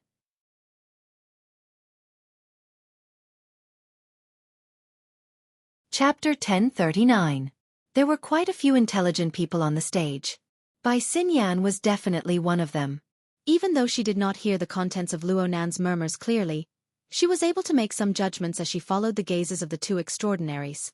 A new call came in at this time. Bai Xinyan glanced at the caller ID and saw that it was unfamiliar. She chose to reject the call. Her thoughts were diverted, but when her attention returned to this side, she was stupefied once more. On the stage, Luonan's murmurs seemed to be mixed with some peculiar echoes. It sounded like the faint sound of thunder that could be heard before, but after several refractions, it became inexplicably clear once more. Bai Xinyan wanted to make a further analysis, but she saw Luonan raise his head. She did not know when his lips had closed. He gave a deep glance at the equipment on the stage, then he turned around and left. Anyone who saw this action would be stupefied. Completely subconsciously, Bai Xinyan strode forward to follow him. Aside from her, Blood Demon and Wan Lu Hua, these two extraordinaries actually followed Luonan's lead. At the very least, they had curious expressions. Even Talker wore a bitter expression as he followed behind Luonan in silence. The people who had been watching the liveliness in the surroundings had long been scared out of their wits by the unforeseen event on the stage. They saw Luonan take the lead and step down, and each and every one of them hastily retreated to make a path. As for the other side of the stage, only Song Can and the others were left. They were either on the stage, below the stage, or in the cracks. Each and every one of them was dumbstruck. They did not know how to react. Tell them to stay a bit further away. Luonan suddenly spoke. His thoughts were jumping wildly, but his direction was still unclear. They can't blame others if they get lost in a bit. Bai Xinyan was barely able to grasp the rhythm. She turned her head to glance back and said, "The stage will be cleared. It won't collapse, right?" Ha! Blood Demon turned his head as well. He swept a few glances, then rubbed his chin thoughtfully. Luonan shot a glance at Bai Xinyan, not saying much. Bai Xinyan responded with a smile. She followed Luonan very closely, but at this moment, she certainly couldn't hug him anymore. She just forced herself to walk side by side with Luonan and tilted her head to look at his profile. In the end, Bai Xinyan didn't have the ability to peer into people's hearts. All she could see in her eyes was Luonan's gentle facial contours. His gaze was probably looking straight ahead, and his pursed lips possessed a bit of maturity and rigidity. Luonan was able to relate to the current situation. Many of these had been damaged by the childish fine hair on the corners of the young man's lips and cheeks. It was pretty much universally recognized by all sorts of research. Luonan's physical development had been tempered by drugs that affected his nervous system for many years. There were also a few other factors that interfered with his growth. Luonan's growth was slower than that of his peers. This was reflected in his height, hair, voice-changing period, and even his personality. From a traditional physiological and psychological perspective, this was a sensitive child who was in the rebellious phase and could explode at any time. Of course, if an ordinary rebellious child wanted to explode, he could totally slap them. But for Luonan, for this psychic expert who possessed inhumanly powerful strength, the so-called explosive point was not the least bit exaggerated. Perhaps the earth would explode with a single slap. And from Bai Xinyan's perspective, the most dangerous thing about Luonan was that he had obtained his profound theoretical system from who knows where. It could be said to be complete and self-consistent. He had his own view and judgment of the external world. Moreover, he could turn the unfathomable thoughts in his mind into reality in a matter of minutes. He didn't need external help. This caused Luo Nan's way of doing things to completely break away from the traditional model. It made people unable to predict and dispel. There were many times when everyone was still suspicious, but the situation had already intensified to an irreparable stage. Just like right now. Bai Xinyan could already smell the scent of losing control. Every step she took seemed to intensify the drumbeat of the curtain being drawn. But she had no way to deal with this. Why do I have to think of a way? Bai Xinyan laughed self-mockingly. She adjusted her breathing a bit, thinking about adjusting her mood before making a plan. And at this time, she suddenly noticed that quite a few people in the audience, who were making way for them, were reacting strangely. The attention of the audience was somewhat diverted, especially to the area where the group of people had already passed. Some people were inexplicably sizing up all around. Some were even tapping their ears. There were also some who were whispering. Bai Xinyan could hear a bit. For example, the echo is too loud. The stage is still collapsing. Let's stay a bit further away. And so on. It's a sound? When this thought became clear, Bai Xinyan's heart suddenly tightened. Yes, a sound. She turned her head to look at Luo Nan. The young man beside her was still pursing his lips. His gaze was looking straight ahead. This was clearly his first time coming here, but he had unknowingly become the leader. God knows where he would lead this group of people to.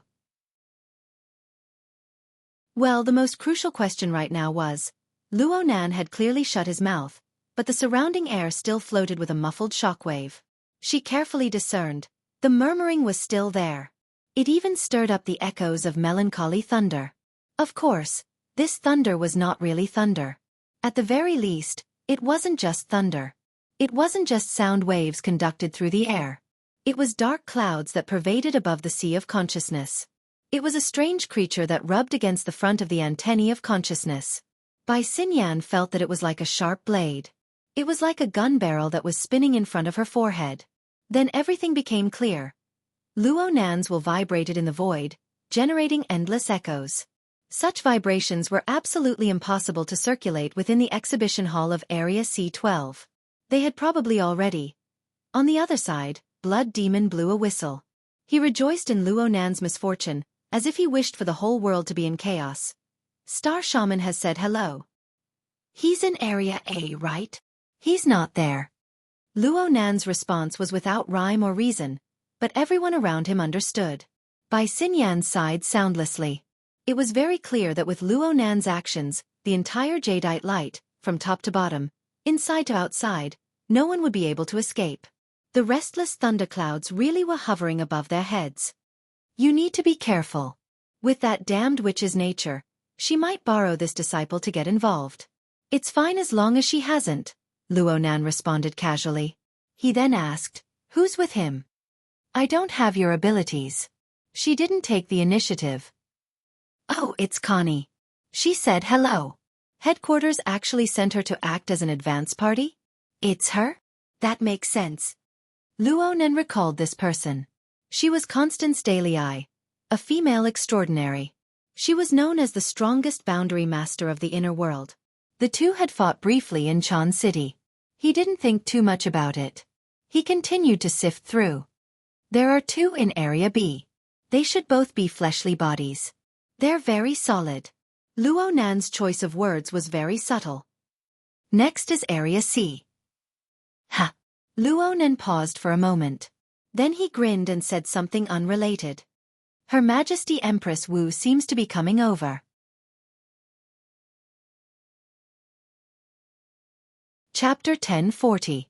The commercial plane pierced through the clouds, continuing to correct its direction and altitude as it drew closer to the surface of the sea. Zhang Yingying looked at the scenery through the porthole from within the cabin. She mumbled casually, "Is there going to be thunder?" The wings seemed to be charged. The commercial plane had already pierced through the thick clouds before she finished speaking.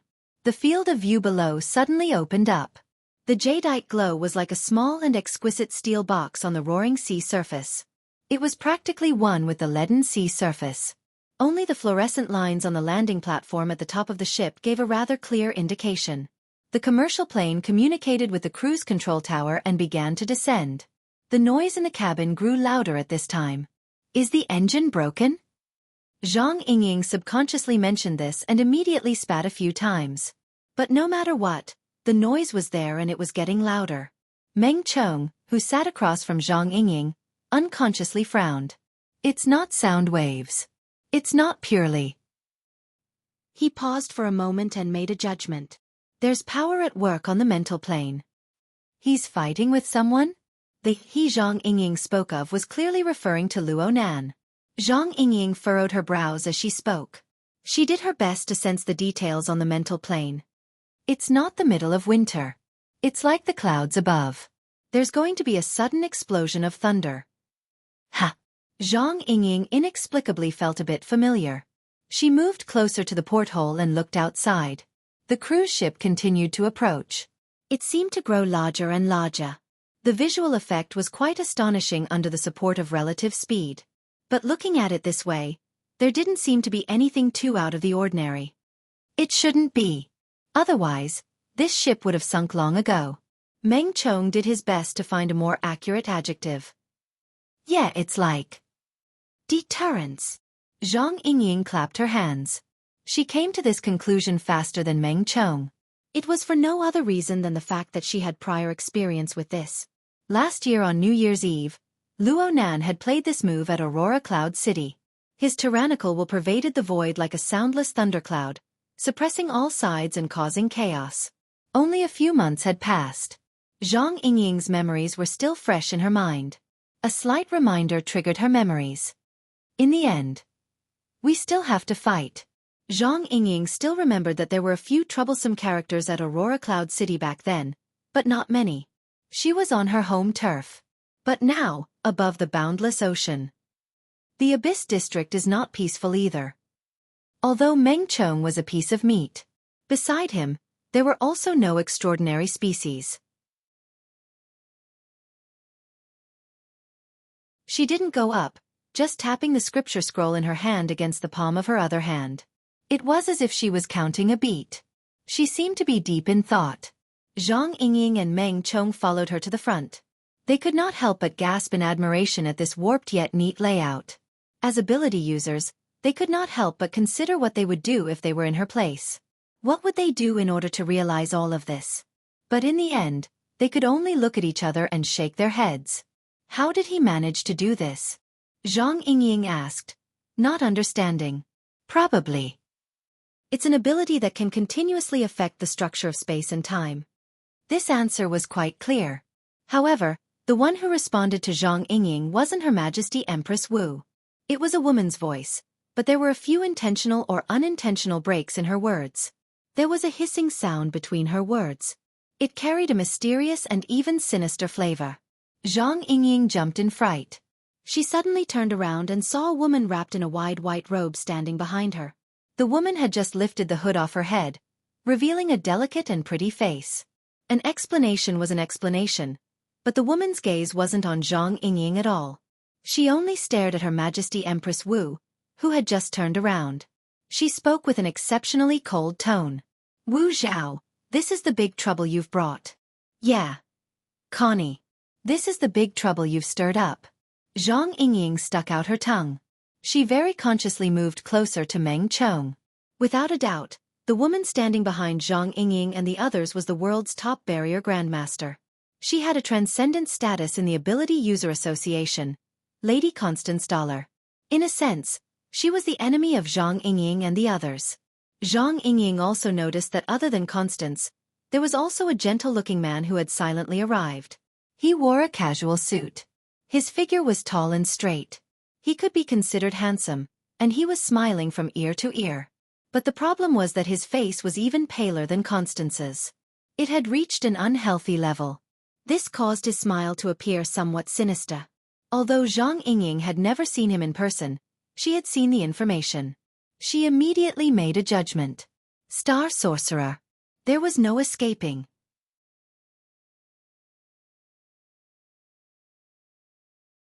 Chapter 1041. It seemed that these sorcery guys were all similar. Zhang Yingying had once heard from Her Majesty Empress Wu that although Constance Daley, a female extraordinaire, had formed her own school of thought when she was young, she had been taught by the necromancer. The two of them had quite a bit of history. Now it seemed that this was indeed the case. As Death Witch's proudest disciple, the star shaman's relationship with Constance was obviously not ordinary. However, Zhang Yingying did not know that extraordinaires from Jade Light had entered the venue so early. After all, if not for Blood Demon's interference, they would have only arrived at 8 o'clock in the evening. These two had come so early. It couldn't be that they had nothing better to do and were sunbathing on the ship, right? Her Majesty Empress Wu also asked, "You came so early. Are you going to tour the exhibition hall a second time?" No. I just want to see with my own eyes the ability of Big Trouble to cause trouble. Star Shaman seemed to be better at socializing than Constance, so he automatically took over the conversation. Her Majesty Empress Wu glanced at him. "Just go and greet him. He hasn't gone far, right? We are more interested in his work, his plastic arts." Star Shaman smiled as he spoke. When he curled his lips, he looked a little handsome, provided that his pale, almost transparent skin was ignored. It's because of this that we can endure the noise of his abyss area. We didn't know that he has a hobby of chanting scriptures in the abyss area. Chanting scriptures? Has this happened before? Her Majesty Empress Wu seemed to be asking the obvious, but Zhang Yingying thought about it seriously. I don't think so. He's already weird enough. If he chants scriptures every day, what will happen? At this point, Zhang Yingying glanced at the Buddhist scriptures in her boss's hand and stuck out her tongue again. It seemed that she had accidentally poked someone she could not afford to offend. Ah no, it was the person who paid her salary. Her Majesty Empress Wu did not care. After all, Zhang Yingying did not truly understand what was happening in the abyss area. She tapped the scripture lightly on her palm and turned her gaze back to the exhibition table. He was already emotional, and he was egged on by Blood Demon. God knows what state he's in now. But there has to be something exciting in it. Constance stared intently at the shattered exhibition stand and replied simply, "That's right, it's not a big deal. Maybe. There's no harm in asking." The star shaman made a pointless suggestion. However, the gazes of the three extraordinaries turned to Song Can, who was still in a daze on the stage. Zhang Yingying blinked. An eyewitness? Where have I seen him before? The star sorcerer added, he should be in charge of one of the departments in the Deep Blue Laboratory. Constance recognized it too. The Western Pacific Observatory. It's the organization in charge of observing and researching the spatial interference between the Deep Blue world and Earth. Her Majesty Empress Wu smiled. I remember. When the coordinates were announced last year, it was him who recorded the explanation video. I always thought it was a secret organization. To be able to hide the exact coordinates of the Deep Blue world until last year, it's an impressive achievement. It was hard to tell whether Her Majesty Empress Wu's words were sarcasm or praise. The other two transcendents pretended not to understand. There would definitely be differences between the headquarters and the branch in the sharing and handling of some critical information. This circle would also definitely be different from that circle. There was no need to explain any of this. Song Can stopped on the display stage for a long time. He had been given quite a fright by Luo Nan before, but it wasn't to the point where he couldn't recover his wits until now. There was another reason why he stayed behind. This was because he sensed that the display stage, which seemed to be in pieces, was currently displaying a deep content that was extremely closely related to him. At the very least, it was related to the project he was in charge of. Song Can wasn't an ability user. At the very least, he wasn't an ability user in the traditional sense. However, he was able to sit in the position of the person in charge of the observation center. He was able to sense the familiar smell of intercourse in the plane of time and space within this area of approximately 100 square meters. Perhaps it wasn't as strong as the smell that appeared between the space-time of the Deep Blue world and Earth. However, the feeling that came and went, the feeling that seemed real and illusory was simply like a beautiful dream. It made him unwilling to wake up. Therefore, he clearly knew that problems would arise if he stayed here for too long. The staff at the scene had indeed tried to clear the area and persuade him to leave, but he still persisted in bringing the researchers under him and nailing himself to the display stage. He wanted to see if he could discover more valuable clues. Right now, the most frustrating thing was that the equipment of the observation center couldn't enter. Distant yet distant, huh? Someone spoke behind him. Yes, that's the smell. Does it feel like a reflection or a link? Oh my, the word link is used too well. Song Can clapped his hands in praise. Only then did he realize that something was wrong.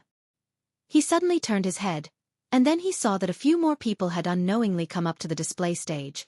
He felt like the space on the stage that he could still stand on was filled to the brim, as if it could collapse at any time.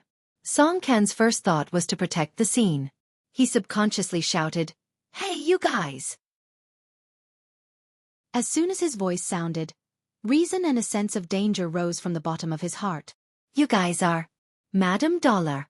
Song Kan finally recognized one of them. He became even more flustered. He recognized Constance Doll because the gloomy and mysterious lady had often come to his observation site and the observation area of the observation site in recent years to conduct research and experiments of supernatural nature. Even if he wasn't someone from the inner world circles, he still knew how terrifying this lady was. Then he was able to distinguish that two of the people traveling with Madame Dollar were listed in the list of highly dangerous personnel. They were all big shots that he couldn't afford to offend. Song Kan broke out in a cold sweat again. He had yet to think of a way to deal with this, but then he discovered that Madame Dollar didn't plan on bickering with him at all. She just placed him in the position of an eyewitness and asked him a few questions about Luo Nan's words and actions. Of course, Song Kan said whatever he wanted to say. In the end, he couldn't help but ask himself, can we talk about something closer to the theme of the display stage? He thought too much, and his brain heated up. He couldn't help but ask the big shots in front of him, Mr. Luo Nan, did you use the display stage to anchor something? Her Majesty Empress Wu, Constance, and the star shaman faintly discernible exchanged glances. They were also observing each other's thoughts. In the end, the star shaman laughed and said, "Why do you say that? Can you sense it?" Song Kan felt a bit regretful as soon as he spoke, but he couldn't control his rationality at this time. Whether it was the external pressure or the emotions in his heart, they all forced him to say what he wanted to say. Sense it? No, I didn't. Maybe it counts? I'm saying that this continuous phenomenon, which seems to deviate from the law of gravity and center of gravity, is very likely because there's something supporting or complementing it. It's right in front of us. At the very least, it can be verified with the results of observation. I'm talking about the past.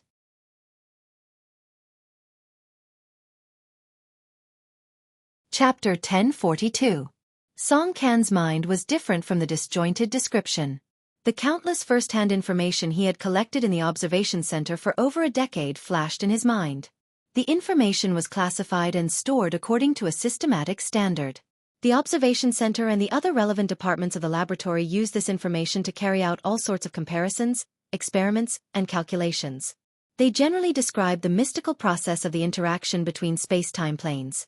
The more he saw, the more Song Kan seemed to possess a mystical sense. Even though many phenomena were not intuitive enough and were rather chaotic, he was still able to capture similar traces from the chaotic phenomena. He did not know whether this was experience or a supernatural ability that belonged solely to him. It's not easy to see this step. Before Song Kan, the tall and slender beauty holding a scroll in her hand softly praised him. Oh, this should be Her Majesty Empress Wu, an important character in this auction. Information on this person had been released during the internal briefing. She was the same as Luo Nan. She was a character that Song Kan needed to be especially careful of. Song Kan felt a mountain of pressure when facing this person.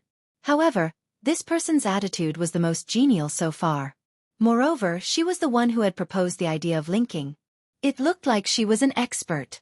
Song Kan's complex thoughts aside, Her Majesty Empress Wu slowly walked toward the equipment installation area with the most severe deformation after her words of praise. She only stopped to look at a certain starting point of the tear. The others did not follow, but they more or less shifted their attention in that direction. Her Majesty Empress Wu was in the rhythm of discussing problems. Do you think that the support of the other side is solid enough? Song Kan blurted out, didn't you say linking before? Oh, it looks like great minds think alike. Song Kan's feet felt like they were floating. Fortunately, he clenched his teeth in the end and forced himself to reply.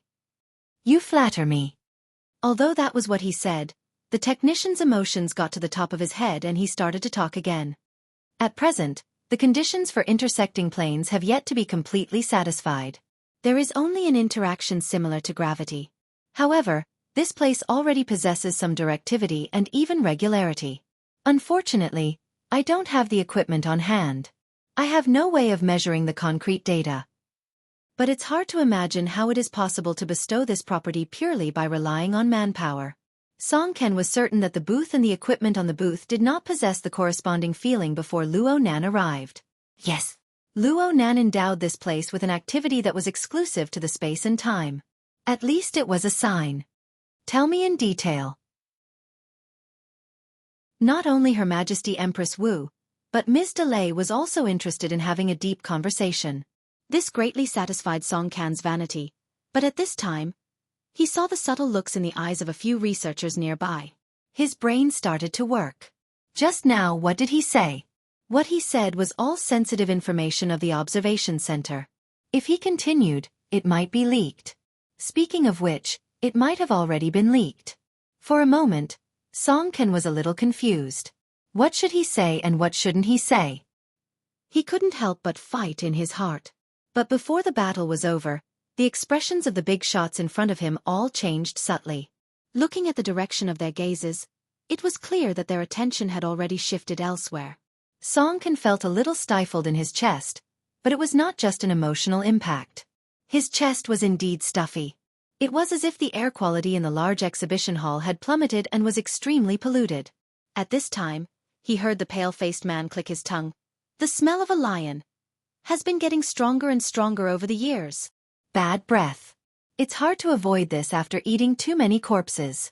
Her Majesty Empress Wu waved the scroll in her hand as if she wanted to fan away the surrounding turbid air. Then she sighed. In the end, it's all troublesome. Which one? Zhang Yingying did not see any powerful characters come over. Naturally, she could not see them. This was because the target of the extraordinaries was at least half the length of the cruise away from the exhibition hall. That old fox Baiji. The Amaterasu court is leaking air from all sides. I'm afraid it's about to collapse. In a certain cabin suite in Area E of the cruise ship, a rather stout black man spat out air from between his teeth. He heavily closed the notebook in his hand and tossed it onto the desk beside him. In the end, his thick palm pressed down on the notebook's already faded and frayed skin. He forcefully crushed it twice, so much so that one could hear the friction of the paper underneath. For a moment, the man even wanted to put in more effort and crush the notebook into pieces. However, even though he was Black Lion, who was famous for his fierceness, when faced with the rigorous and dense oppressive will above the abyss area, as well as the auras of the two old acquaintances that accompanied it, other than symbolically resisting it to show that he was not afraid of anyone, it was difficult for him to make any more radical moves. After all, he was fierce. He was fierce, but he was not a hothead. The kind of young lad who would easily activate extraordinaries to attack each other really did not have the slightest bit of restraint. There was also the blood demon, the 10,000 flowing flower. Fuck off. After all, when he returned to Ban City, he could still see the real thing. Black Lion grinned.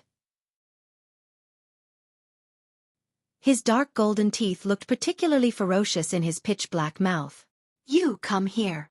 Black Lion hooked his finger at a black suit, who was standing guard at the bedroom door.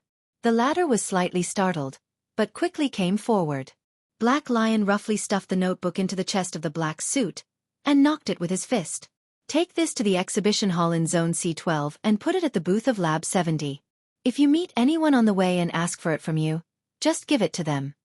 No matter how well-trained the black suit was, he was a little dumbfounded when faced with such vague orders. Give it to anyone who wants it? Who else could this lousy notebook belong to? Halfway through his sentence, Black Lion was suddenly startled. He thought of some links that he had not considered before, but he had no intention of correcting them. Instead, with some curse-like evil thoughts, he grinned and revealed his black gold sharp teeth. Not bad, you're a talent. What's your name? Forget it, Toolman number 1. I'll do as you say. The black suit, no, Toolman number 1, became even more confused. He wanted to ask again, but he was simply and rudely interrupted by Black Lion. Get lost. Toolman number 1 immediately shut his mouth and turned to leave. Only then did the Black Lion get up from the overburdened chair and stretch. His thin clothes were almost about to be torn apart by his huge stomach. Black Lion was already used to this. He swaggered to the door of the bedroom and pushed it open.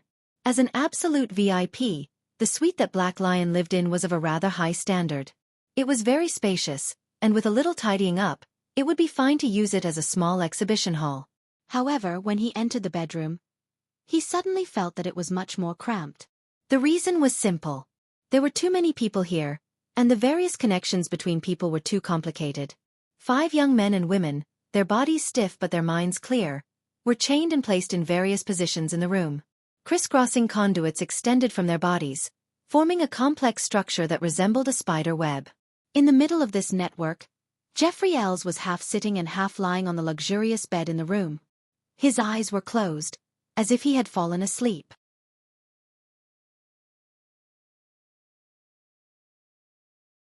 Chapter 1043. In the catheter, the dark red blood was drawn from different directions and from different people. It carried different genes and different deep-seated components. It returned to the same destination by different routes and entered a bright red sarcoma-like container, where it was mixed up. At the very least, it looked like it was stirring. It transformed into a turbid gray liquid. Then it passed through the surface of the sarcoma-like surface and extended slender tentacles. It was injected into an already opened container component below. If Luo Nan was here, he would probably feel that the special equipment component below, which was folded and relaxed according to the structure of the container, looked very familiar. This was because this was the portable workbench that he had previously used to extract medicinal ingredients. Of course, it was just a similar type. The current portable workbench was much more advanced than the ordinary one that Moya had paid for, and its functions were also much more powerful. The blood drawn from different people passed through the initial smelting of the sarcoma-like container in the middle. Then it entered the portable experimental vessel for a second extraction. It passed through the relevant instruments for testing. After confirming that there was no doubt, it was injected into Jeffrey Ayres's blood vessels. The injection of these components was like injecting life force into him. Jeffrey Ayres' rapid breathing slowly calmed down. His rusty red skin also gradually returned to normal. Correspondingly, the 5 young men and women responsible for transfusing blood to him weakened at a visible speed. The rapidly proliferating feeling of fear gave additional wear to his body and mind. Some of the girls were already in tears, but no one cared about them. Old Ayres himself was in average spirits. He was extremely tired under this abnormal state. However, he still opened his eyes when Black Lion walked to the front of the bed. He stared at him calmly, maintaining the manner he should have. Black Lion revealed a mouthful of black gold teeth. Heh, this kind of vanity is meaningless. You need to sleep. Old Ayres slowly raised his hand and gently slapped his forehead. He spoke hoarsely. Another failed product. There's no need to emphasize the mistake you made. In any case, your memory function isn't reflected in this failed experimental product. Black Lion casually twisted a catheter beside him. He even used his thick finger to flick it. Right now, you can have the laboratory create another one. I heard that you recently found a collaborator. He's a gene trafficker and catalyst expert. His single cost has plummeted, right? You're talking about Luo Yuan. I don't trust him.